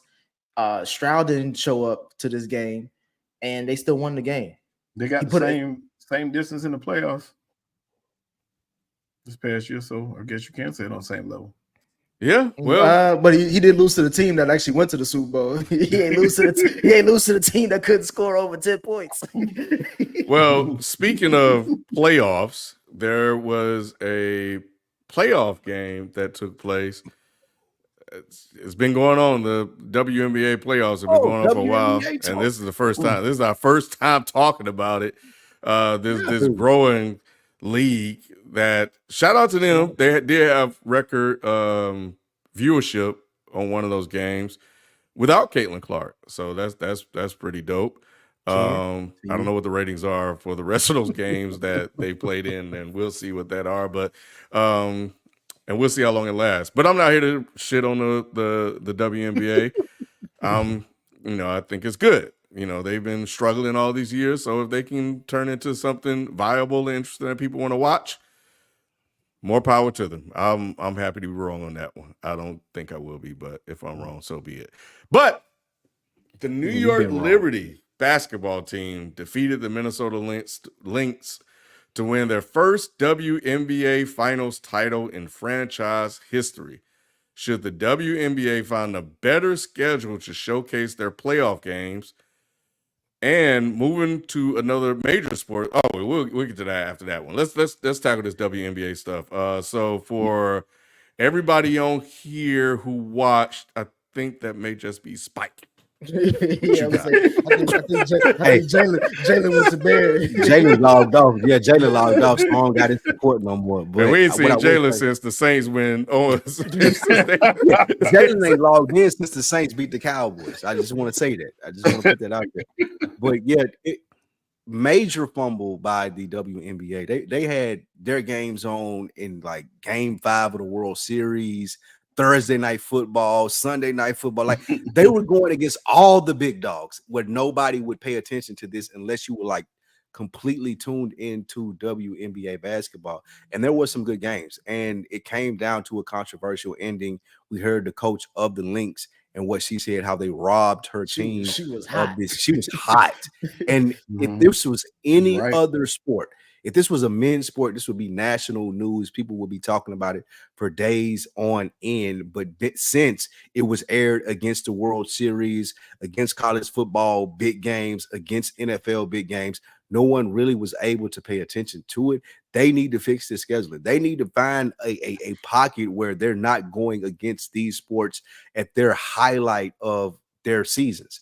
But with that being said, it was good. It was very enjoyable. If you fuck with WNBA basketball, they were robbed. It was some crazy. I think the free throw ratio was 28-8 as far as the Liberty versus the Lynx. And that's what the coach was going off about. The ending was crazy. The overtime, you can't blame the you can't blame the Liberty for what happened in overtime because they went 0 for 5. I like 6 turnovers as far as what happened down the stretch. So they tried to say that, yeah, it was the foul, but it wasn't. It was a performance in overtime. But it was a great WNBA performance, and I think that they're going to just grow from here. All right. Yeah. Well, That's damn. it. Okay, that was You know, it's time. I do hate that we didn't get a chance to cover it, but I really just genuinely truly didn't know when the games was happening because I was just immersed in football. But True. that's the main True. that's the main thing that I want to talk about because I listened to the Bill Simmons podcast and he was talking about that. He was like the same thing points you made up, Lou, as far as like scheduling. Like, bro, there's plenty of other days and time frames that you could have put playoff games like Friday nights, Wednesdays, like have like just like how the NFL took over Sundays, Mondays, and Thursdays, have WNBA have the WNBA take over Wednesdays, Fridays, whatever days that no one really is watching TV like that. Like put them on. Give us an option to that we have no choice but to watch, especially these your playoffs. Like, and I watched some of the highlights and I'm like, bro, this game was crazy. So yeah, I think I love and put some promo behind it. Like, it ain't like make it lead on SportsCenter. Give I know Charles Barkley and the guys from NBA, whatever it may be, ain't gonna talk about it, but yeah, they need something around it that gives it more hype to this game because this was a really good final series. That for it to be marred though by calls is unfortunate because you're trying to gain viewership, and the one thing that you see talked about is the calls and the fact that you got you having a coach complaining that they were robbed in the finals. We were robbed in overtime. An overtime game, closeout game is all you could ask. You couldn't ask for anything more than that. And to be marred by calls, it takes away everything that you built up. Just like the other stuff, when with all the drama that they have going on, you got to eliminate some of that stuff and bring it back to the sport and the talent that you have out there. That way, people who are casual watchers will tune in. That's the only way. The one thing I'll say, but those shout out to the ladies of the Liberty, they set the standard for New York basketball. You know what I'm saying? So the boys, boys over there in Manhattan, kid, they gotta match the energy. You know what I'm saying? Shout out to the listener. She did take 4 steps before that shot. Before even the foul was called, she took 4 steps. So like it was almost like they wanted the Liberty to win. They didn't want Minnesota to win because they're a smaller market. I saw the commissioner had on that dress. The New York skyline. Yeah, she had the New York skyline dress on. So she was ready. But I do agree with Spike though, K, real quick. Because not only the playoffs, it's like in the middle of the season, the Olympic break, like it's just it feels so disjointed, just overall. And then they compete with They just need to figure it out. There were times before when Angel Reese and Caitlin Clark were playing, and we had that whole thing from them playing in college, and it was a big deal. And I couldn't even find the game. It was on like Icon. Like what channel is Icon, bro? I don't know what the fuck that is. I don't even have that in my cable subscription, bro. Like I don't got a streaming device for that. And there were big games that they should have been like promoing. That should have been on TNT or ESPN that you couldn't find. And that's on the WNBA. And my thing, even if you don't get TNT, ESPN, all of those, there's a thing called YouTube. There's a thing called YouTube TV. There's a thing called Facebook. Like there's a thing called Twitch. Like there's so many streaming platforms. Tubi. There's so many streaming platforms that people are actively using that you can leverage it. Like, come on, man. Like, and be the big dog on that platform. Like, if WNBA says, hey, we signed a deal with Tubi tomorrow, and all of the big games are going to be on Tubi, I would download Tubi. I don't want to see none of the terrible movies. I ain't here for that. But if the WNBA said, "Hey, I got the games for you over here," then I would download and make it interactive, right? Like we talked about. I want shit. Was it last year, Spike? Me and you, we was talking about the marketing and advertising of the WNBA. Yeah, in anticipation of Angel and Caitlin coming in. Like, why don't and I know, Ken, this is part of your idea that we're going to utilize in the media space, but like a viewer's choice. Why not allow people to vote on the games that they want, and then that's the ones that you show? Because now you have complete fan engagement. You're like, come on, man. Like this shit is not rocket science, because it's not like you have a boo-boo product. You just have to sell it. You have to market it. Use a little bit of your brain. You know what I'm saying? Like, it's not that difficult, man. And now, people, I have the superstars to do that. Yes. Like 2-3 years ago, what you're saying, it would have been like, I don't know, because I don't like, but now I have Angel Reese, I have Caitlin Clark, I have all of these people who become famous. Like, I ain't even naming all of the rest of the stars in the league, but like, people care about these people now. Like, you see them everywhere. They got commercials, all of these things. Mm-hmm. And Juju up next. Stars. Angel Reese is a star. There is a handful, Ken. It's not a plethora, but there's a handful. Like 3 people. I can't name the rest of them, but they there, y'all. They there, dog. If you know, you know. Yeah, I know Asia Wilson. Shout out to her. Asia Wilson, Angel Reese, Caitlin Clark, Ernest. Keep going. Yeah, we keep going. You better call Doc in here, bro. Jalen, where's Jalen? Tap in, Jalen. Tap in. Get it damn well. You don't know who the stars are in the WNBA. There you go. There he is. I'm learning, Ken. Thank God Jalen is here, and he ain't signed off yet. We got 10 stars in the WNBA, right, Jalen? I don't say 10. I ain't gonna say 10.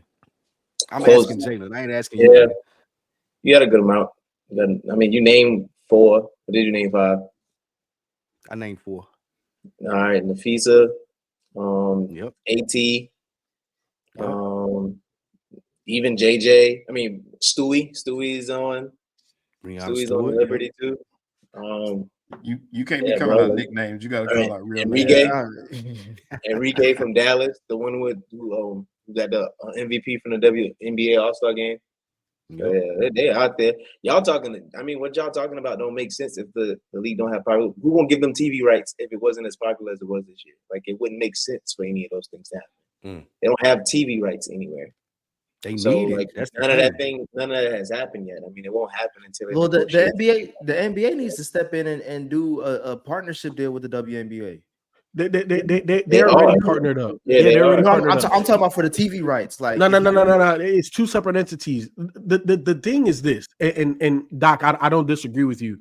My thing is this though, is that the WNBA today, right now, this season, is a fluid thing. Like you have to treat it that way. It's not a well-established thing like the NBA, the NFL, baseball. It's not established like that. So if you see that the demand is high, you can cut the rest of the season deal with Tubi. You can do that right now.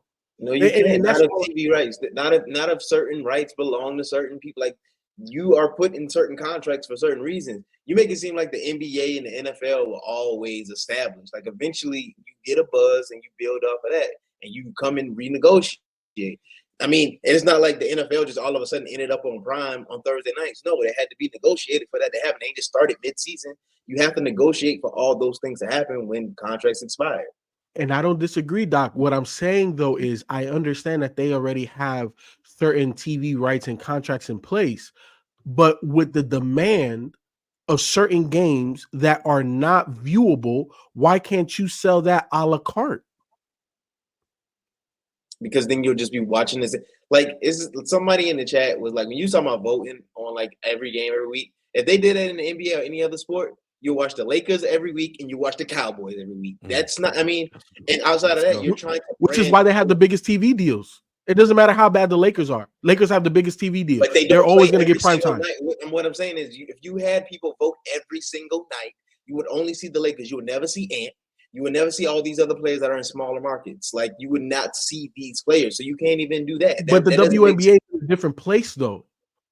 Because it would be the same thing. You will only see Asia Wilson, and you would saying you only see Caitlin Clark. Like everybody would vote for Caitlin Clark. The point is to sell the league, not the players. Yeah. Like you're supposed to make the personality out of the players. Like yes, like that's why they're leaning more into the queer part of the WNBA now too. Like letting the players actually show like their relationships and stuff. But that's not a great business idea neither, because you probably only see New York play all the time or Las Vegas play all the time. You won't see. I'm not talking about doing that like for forever.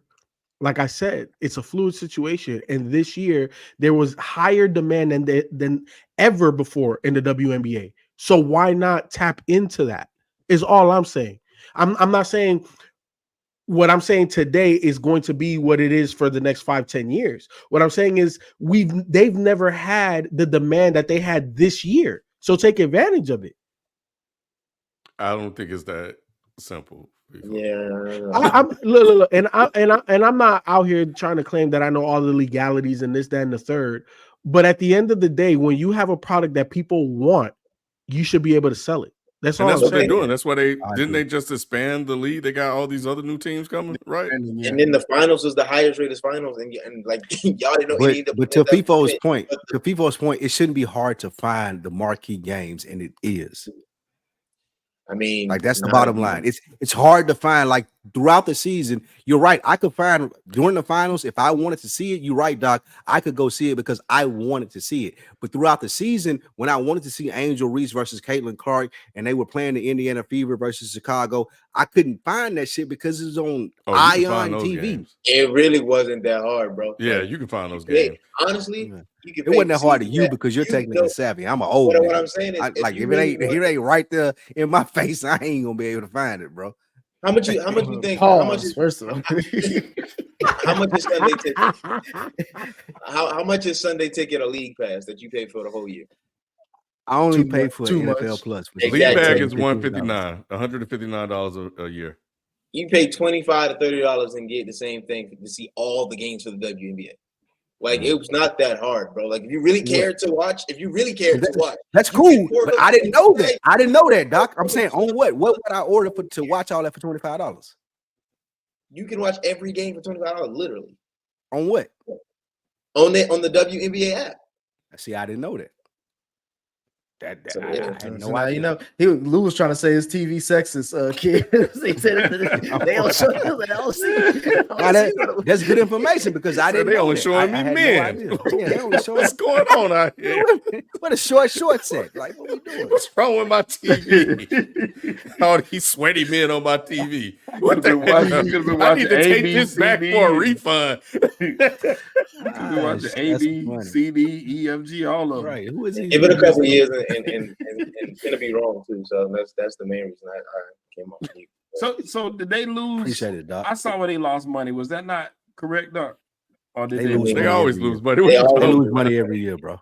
But I mean before Magic and Bird, the NBA was always losing money. Like so, I mean, start somewhere. I guess my question though is how are they losing so much money if viewership is increasing? What can be done to stop the money loss? Where's the money going? Because they're not paying the players. I don't know if they lost money this year or not. We're talking about like beforehand. Like I mean, this season just financial, like whatever the finances for this year won't be. We won't see those to probably the turn of the year. But right. Every other year beforehand, yes, they've been losing money. It's simple. The numbers they didn't have viewership that they did this year, and now moving forward is when you should start to see that turn. So Sunday's Game 5 of the WNBA Finals, I mean, it's crazy numbers by their standards. The highest rating since it was aired on NBC in the 90s. So ESPN announced on Tuesday that they had 2.2 million viewers tuned in on average Sunday night, with viewership peaking at 3.3 million. And also per ESPN, that represents a 142% viewership increase over last season's Game 4 clincher. So congratulations to them, man. And go ahead and prove me wrong, please. But yeah, but that's dope. That's dope for them. And we'll see where we go from here. But the business move says that all should be well. We don't have Manny on for this, so if you guys got anything, cool. If not, then we can get into the. I will say this: I'm rooting for the picks. Dodgers. I'm on the what's his name, Showtime bandwagon. Ohtani. Ohtani, whatever. He's Showtime. That's what they call him. Showtime. I get what you meant, Nick. Yeah, but I'm with them. What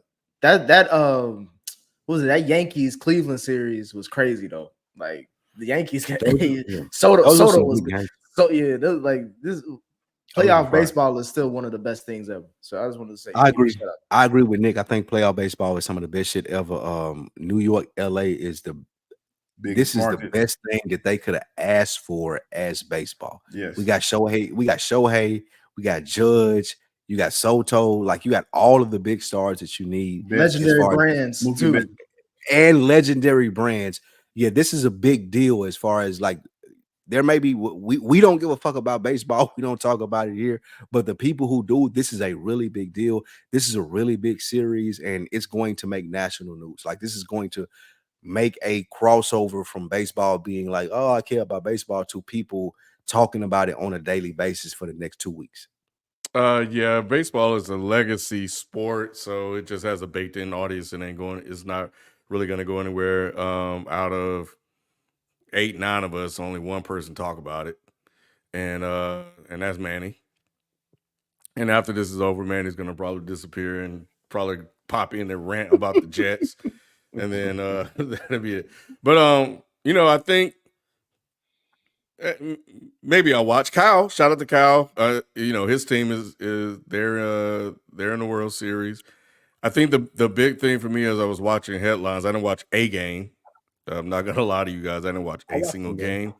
But I think the thing that I would have found very interesting is whether if the Dodgers did not go to the World Series at all, and they were in dire straits for a minute, and they managed to kind of right the ship there because they invested a lot of money.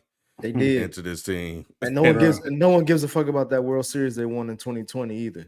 No. So this is something to prove that they really got a championship caliber.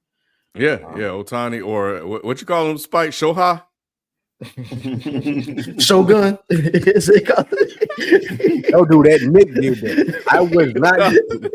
That was Nick. That was Nick, wasn't it? I'm trying to put that on me. I watch baseball. Show enough. Show enough.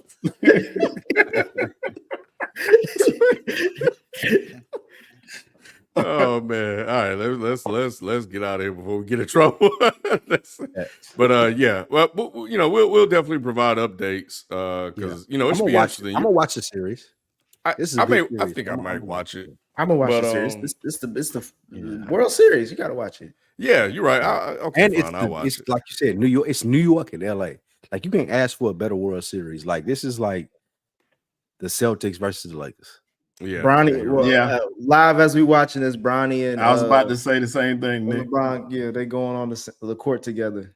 Yeah. Then tomorrow, Bronny going to the G League. This is probably the most. You need to go at halftime. This is probably the most star-studded World Series that we'll see in like our generation. Like as far as LA, New York, Ohtani, Soto, Judge, all of these people. Like this is one of the most star-studded things we'll see. Nick, you say he's going to go to the G League. Soto. I said Ohtani. His name is Ohtani, Ken. I don't know where Sotani came from. That's Nick. You said Soto. I said Shohei Soto. Who is Soto? You talking about Soto plays for the okay? Yeah, it's a real guy. It's a real guy. Ken. I know. Okay. Can he play in the WNBA? Hey Nick, you talked about like Bronny going to the G League the next day. I like Juan Soto. He's dope. His last preseason game, his last preseason game, he balled. He shut up. Bronny, he had 17 points. Man, they didn't play nobody. They didn't even let nobody play. Do not do that. No, we not he didn't do nothing. Was that not a good game for him? No, it's not a game that we care about. It's not a game we care about. That's all I'm trying to say. Stop. I'm looking at him right now on the court with his dad, and I'm like, bro, what's going on? It's He like, did- like he did- what is going on? He did bro? absolutely nothing, people. Don't look at them numbers. This nigga is right now. He's on the court as an NBA player, and it looks like he don't belong there. He don't. Hold on. What is it? All of us are looking at this right on now. I know TNT. y'all got this playing in the background. I know y'all see Bronny out there. He's smaller than everybody else. He ain't doing what he's supposed to do. Bron got to correct him. Like, come on. What do you mean he ain't doing it? He just got out there. What is you talking about? You just a hater, bro. You got hater all up in your blood. I'm supporting it. I'm supporting the people. I wish it would work, but it don't. It don't though. I wish it would work. I wish nepotism amongst black people would go further than this, but it's not happening. He telling the truth, FIFO. We'll see, but yeah, he gonna be in the G League definitely before All-Star break. Should have been the G League. Well, one way or the other, mission accomplished by LeBron. And I think that's good job. Ultimately, was the goal. For the person that says Spike, that say good job by LeBron. I think he did a great job in getting his son to play the first game of the season. Yep. All right, man. Weekly picks. Let's start with our standings. There we go. Come on, FIFA. Right back like I never left. You know what I'm not 3-1. I should be 4-0. What game did I pick wrong? You know what game you picked wrong, Shelton. No, which one? It was the Houston Green Bay game, I think. No, I picked Green Bay. Hold on. Hey, you always gotta make me pull up the stats. You always acting like you don't know what the hell you pick. And go back and watch the stream. It's not the streams. Yeah, he got the face like something went wrong. Like, you don't know what the hell. Like y'all have disrespected me so much by thinking that my pick was wrong. Like he in the line, you got his order wrong. He's looking at the McDonald's bag. Right, like I'm still winning. Like I asked for no onions, Ken. You tied. You not winning nothing. People, I'm always in the lead. It don't matter. We tied. What did he pick, Nick? Should have maybe been a typo. He may be 4-0. Thank you, FIFO. Go ahead, though, Nick. We'll worry about it later. Just go ahead. Go ahead. Either way, I will update. I'm gonna win anyway. Either way, I'm 4-0. FIFO's not, so that's all that matters. That's all that matters. I got you by 7 games, my guy. Hey, what you got? 7 games. How many did you give me last week? Nah, you didn't. Yeah, right? So I got you last week too. What is you? You 1-3. I'm on a streak right now, FIFO. You are the hottest cold player. Nigga, you is cold pizza, bro. What is you talking about? It's up from here, bro. It's up. So that's all that matters. That's all that matters.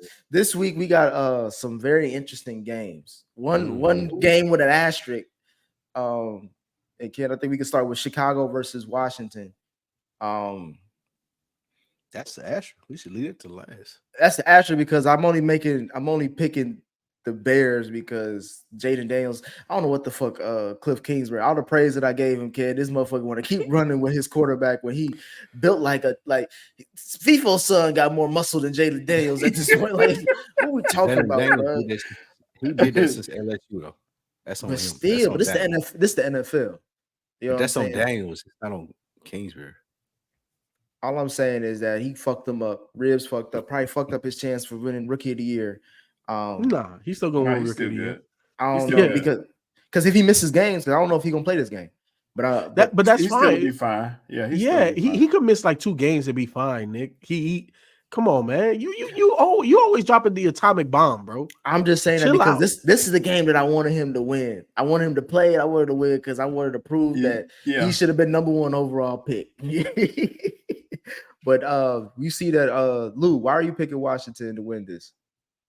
Because I thought Jaden Daniels was playing. That was the reason that I picked Washington to win. If he's not confirmed, it's not confirmed yet. Yeah, if he's not playing, then I take the Bears. But I think if Jaden Daniels plays, he's better than Caleb Williams, and he will win this game.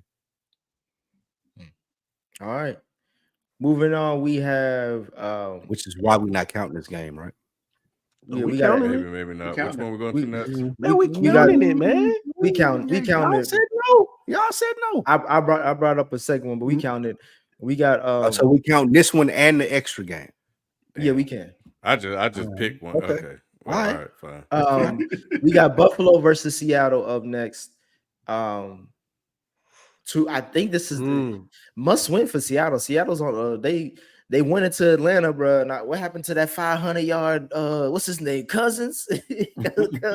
500 yards, Cousins. They could have used them then, but he shit the bed as usual. But Seattle got the win. Buffalo got a good win against Tennessee.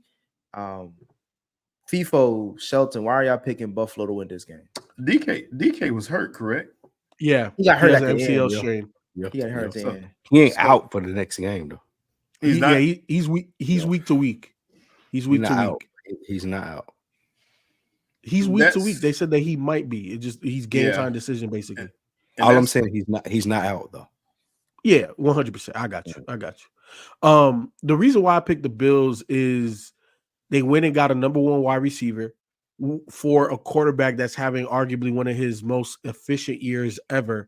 And like I said, like I've been saying, the Bills wanted to come out here and prove a lot, and they have championship aspirations. They have a championship level quarterback. You know what I'm saying? And they're balling. And I think that the Seahawks are on a slide right now.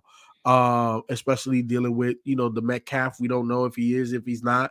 Geno, I know he's leading the league in yards, but you know what I'm saying? Is he really a dynamic player like that? Nobody had him in their top 3 quarterback or MVP race. So, that says a lot. So for me, man, the Bills, I'm picking a better quarterback.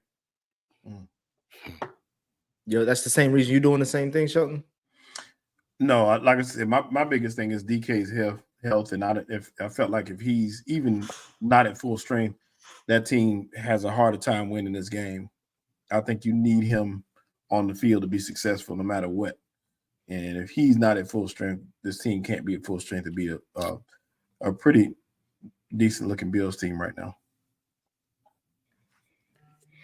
I got faith in Geno. He especially on the at home. Bills got to travel too far to win this game. You got to go from Western New York all the way up to Eastern part of Pacific North of the U.S. Yeah, they got to travel too far.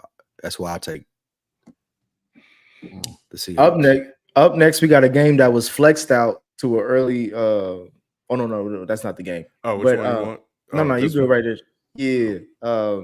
Up next, we got the game that was flexed out of the late 4:00 schedule because of these teams was playing shitball at the time. But now that it's actually interesting, we got Philadelphia going to my hometown of Cincinnati to place the Bengals.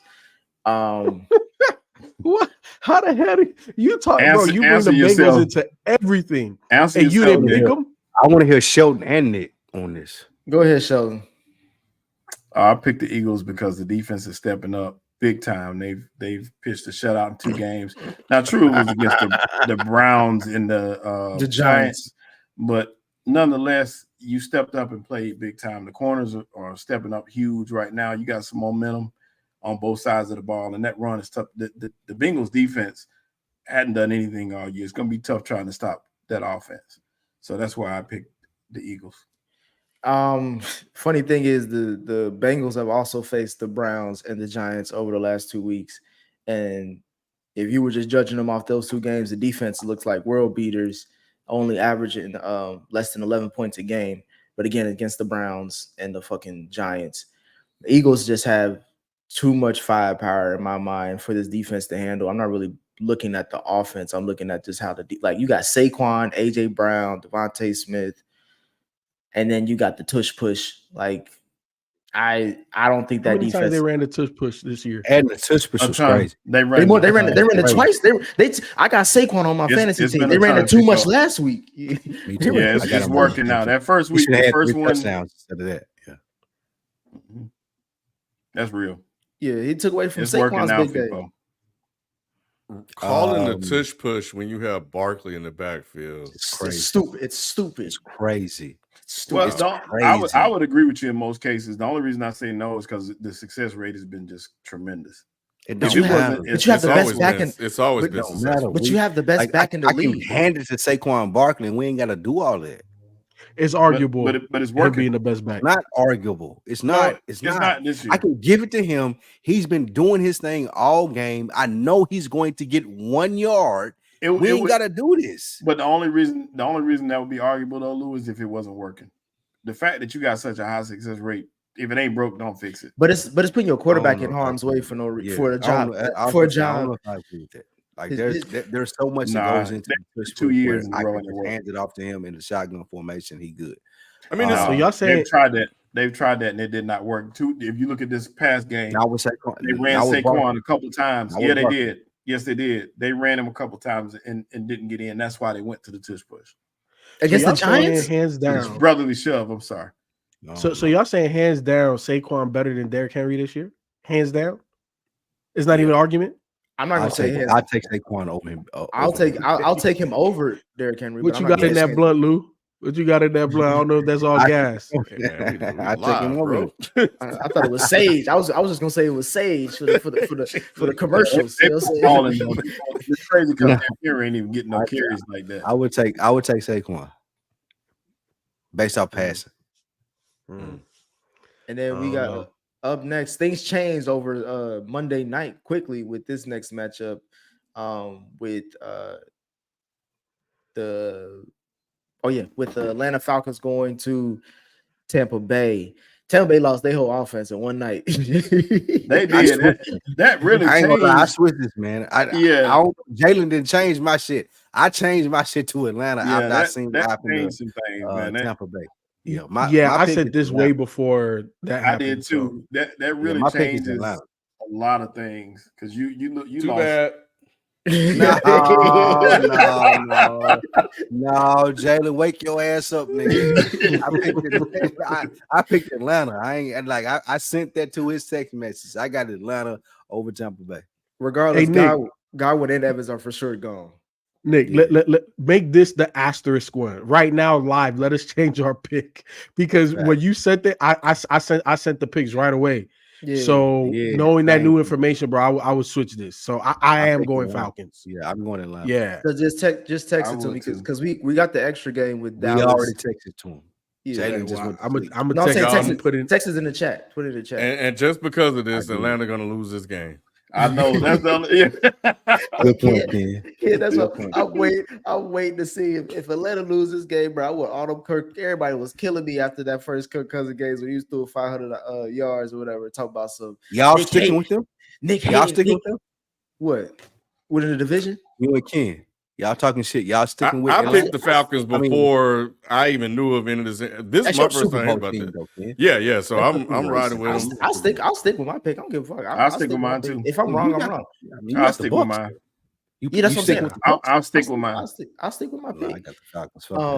But I'm just saying, obviously I'm going to be more surprised if I'm right about this or not, because if the Falcons lose this game, it's a division game, Nick. If the Falcons lose this game, when the next time we gonna see Michael Penix? Because he already showed up. This is not no Patriot situation. He already showed up once. You know what I'm saying? And Kirk Cousins looked like a goddamn statue against that Seattle defense. But we'll see. But we have a asterisk game with Dallas going to San Francisco. We don't have that one. No, I'm saying like as far as amongst us, we'll graphics. Shit. Nah. Come on, Jalen. Slipping. That was a last minute one for the Chicago Washington game. But we'll just send me y'all picks for that if y'all haven't done so already. You mean 49ers Cowboys? Yeah. You said Chicago. No, I was saying like I was using that as a substitute for that, but then I forgot about the Tampa Bay. Who you got, Lou? I got you. I got the Cowboys. I got to pick my boys at some point in the season. Yeah, I picked the Cowboys too. 49ers look like shit in the last. Like I can't go against my guys. Like that would be Sacramento. So give me the Cowboys. It'd be crazy if they lost to the way the Niners are playing. It'd be insane if they lost. It would. Both these teams are playing like shit. So I think it's a toss up. I gotta go with the 49ers just because they should at least be able to run the ball, because they got a top three back, right? Hand so much, but you still picking. You had the Cowboys even more because they got a top three back, ain't they, right, Shelton? They got the third back in the league. They do. They do. And Lou, you always tell me they can't stop the run. So like that's they do. There you go. Get the fuck out of here. That's the difference. That's all I'm saying. Get the fuck out of here. So that's it for the weekly picks. Did everybody else get a pick? They sent it in the chat. So yeah. All right. Mm-hmm. Yep. All right. Well, let's jump into these super chats and call it a night. Just for you, Nick, from Rayshawn Davis. The Bengals trash. Hey man, y'all win. Y'all 4-4. Y'all back in it, right? Y'all back in the race. I'm not gonna say we back in it until we over 500. Ken. That's why you ain't really hear me say much about the Bengals.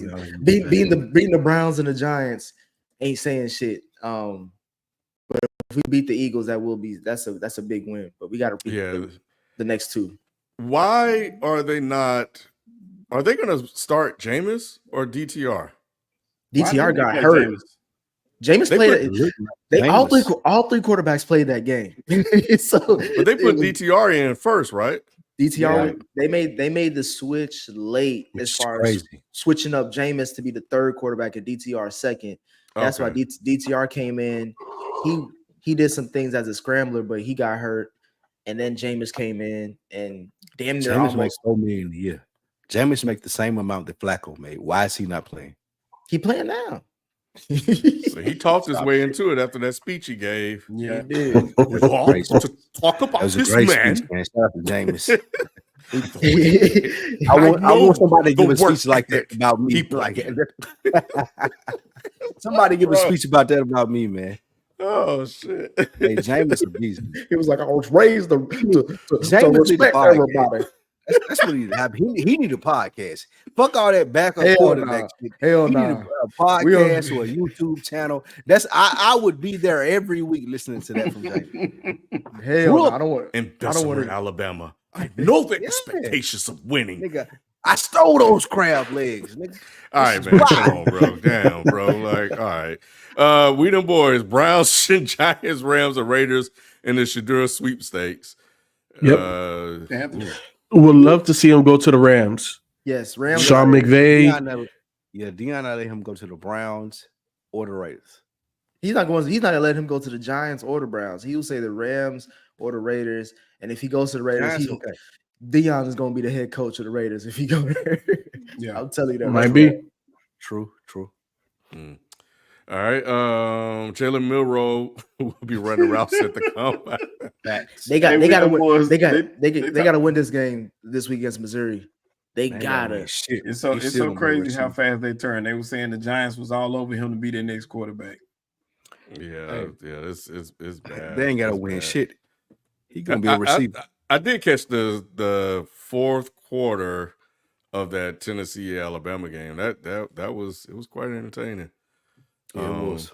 Yeah, college football is killing it right now. Yeah, they are. Yeah, they are. Remember, Kenneth Spike said Bryce was the problem. And he still is. Yeah, I don't understand. I don't understand, Bryce, Rob. I know you probably sleep right Bryce now. is not the only problem, Rob. Yeah. So I'm with you. Flop Purdy without the Avengers equal New York Jets Sam Darnold. Damn. That's up. Has Brady ever played bad like Mahomes in his prime? Yes. Yes, he has. A lot of seasons. Yes. Yeah. A lot of games. They started out slow because he ain't playing in the preseason. We seen that a lot. Patrick Mahomes got 8 interceptions, man. That's wild. You undefeated for Sheldon. You know what when Mahomes. Go ahead, Ken. Yeah, I just would say when I saw because I didn't get a chance to watch that game, but when I saw the box score, it looks ugly. Like, what the hell? 28 to 18, and Mahomes didn't do shit. He ain't do shit except run over that safety. Undefeated. He's still undefeated. Go ahead, FIFO, because you know what both Brady and Mahomes have, right? Because I think Mahomes is more talented, but what they have is the clutch gene, bro. When the game is on the line, they make the plays. It don't matter if they threw 3 picks through the first 3 quarters on whatever drive that they need to score points. If they need 3 or they need a touchdown, they gonna get it, and that's why they are who they are. But I also don't want to gloss over. They need a call. They're gonna get that too. Go ahead. I also don't want to gloss over the fact that Steve Spagnuolo is the second greatest defensive coordinator of all time. That's fine. Who's number 1? But that's fine. Who? That's fine. That wouldn't be able to happen without Patrick Mahomes. So Belichick is the greatest defensive coordinator. No. Belichick is not the greatest defensive coordinator. Dick LeBeau. Fuck out of here, bro. I ain't got no. Kyle Shanahan doesn't have SPAC. Andy Reid does. So, Mac running out of power. Next one, Kyle Shanahan never had a top 10 QB. Watch what he could do. Then he don't. If he need all that, then he ain't a great head coach. QBs are different. Let me turn on. Your takes be crazy. QBs are different. Nick Purdy will get at least 60 mil. He's a Pro Bowl QB and more playoff wins than Dak. Top 10 QBs get market rate, which is $6 million a year. We'll see. Yeah, I don't know about that. 60 million is a lot. Is that true, Lou? What? He got more wins than that. What's the next one, Ken? Yankees and Liberty are distracting New York sports fans from the fact their football teams are in hell. That's true. Both their teams. Nick at Night, shout out to you for being a member. Appreciate you, Nick at Night. Eric Kirby, FPS question: where are the Agatha reviews? And Mr. Ken, when are you and Nick gonna do Supernatural on Patreon? Yeah, we still gotta plan it out, but we will. And Agatha, we're just gonna do a serious recap on that one, Eric. Because it's trash. Eric's the only person looking at Agatha week to week. He's the only person doing it. Sounds Josh, weird. I'd rather talk to a woman named Agatha than watch Agatha. Can anyone please explain the Panthers' logic for starting Andy Dalton? Bryce Young stings for sure, but Andy Dalton is old and is Andy Dalton. I don't get it. I want to win games. I can explain that one. The reason why you start Andy Dalton, Josh Bros, is because Bryce Young, his confidence is already shot, and you don't want to put him out there to take more of a pounding, have more people checking him out and putting more eyes on him at this point. You really want him to sit back and try to learn from a veteran. Try to watch the game so it can slow down for him a little bit. That's really your only hope. You don't want to throw him out there because he's not going to win nothing right now. And the only thing he's risking is further damage to his ego. So you sit him down, you let him watch Andy Dalton. Even though Andy's struggling, he still can learn the nuances of the game to kind of make him a little bit better. That's your only real hope.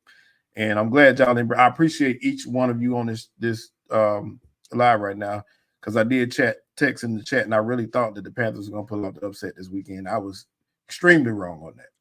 So, Right. Him taking a pounding. I was wrong on the first series. Him taking a pounding was one of the craziest things you ever did. Hey, look, He couldn't stop I put that bet in and everything. I said yes. Wait, you betted that? Yeah, I mean not much, but I did put something on. Yes, I didn't know you believe it when you said saw the it. I guess you payout. do. That's what he fell over the payout. That's exactly what I did, Nick.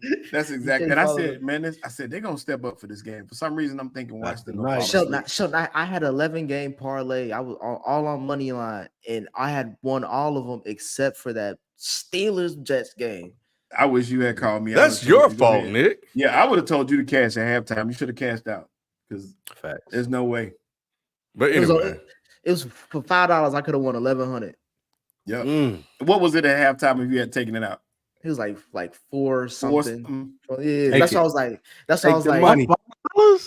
For I would have $5. told you to take that money and run. Hey, look. I'm not trying to. I listen to the commercials, FIFO, when they say bet only what you willing to lose. Hey, FIFO, it's hard though. It's hard to take it out. Paul. all right, man. and the show. That's why we got kids. Yeah, last one. Who do you guys think is the biggest fraud team through 7 weeks? For me, it's Atlanta. Their pass rush is non-existent, and Kirk is going to Kirk in big games. Shout out to Josh Bros keeping it a bean. Yeah. That's a good question. Hold up. The biggest fraud is Commanders. I don't think anybody sees the Commanders are frauds. I don't see them as People are picking them to win the NFC East. People are picking them to go far in the playoffs. It's not going to happen. Not far in the playoffs. I think they could win the NFC East. Yeah, they can win. It's not. No, I'm not saying that they will, but it's possible. That's why I'm answering this way to Josh Bros. And like, no, to either what you're saying, FIFO, and to what you're saying, Nick. No, it's not going to happen. No. Could the biggest fraud be? It's going to be the Eagles or the Cowboys. Could it be the Minnesota? And the only reason I say this because, like we talked about before, we know what Sam Darnold can do. We know what he turns into. That once that clock strikes midnight, the defense is good. The defense is good. The defense is good. It's just that I worry about Sam Darnold as your lead dog. Somebody's a fraud in that NFC North because all 4 teams can't be good. And I would lean towards Chicago because their second half schedule is going to be brutal.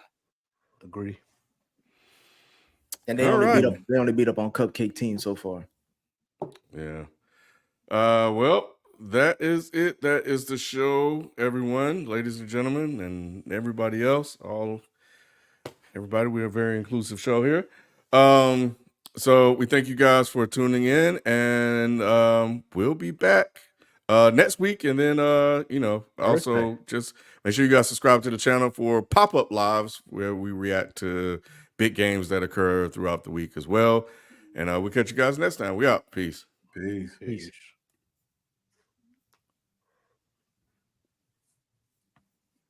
All right.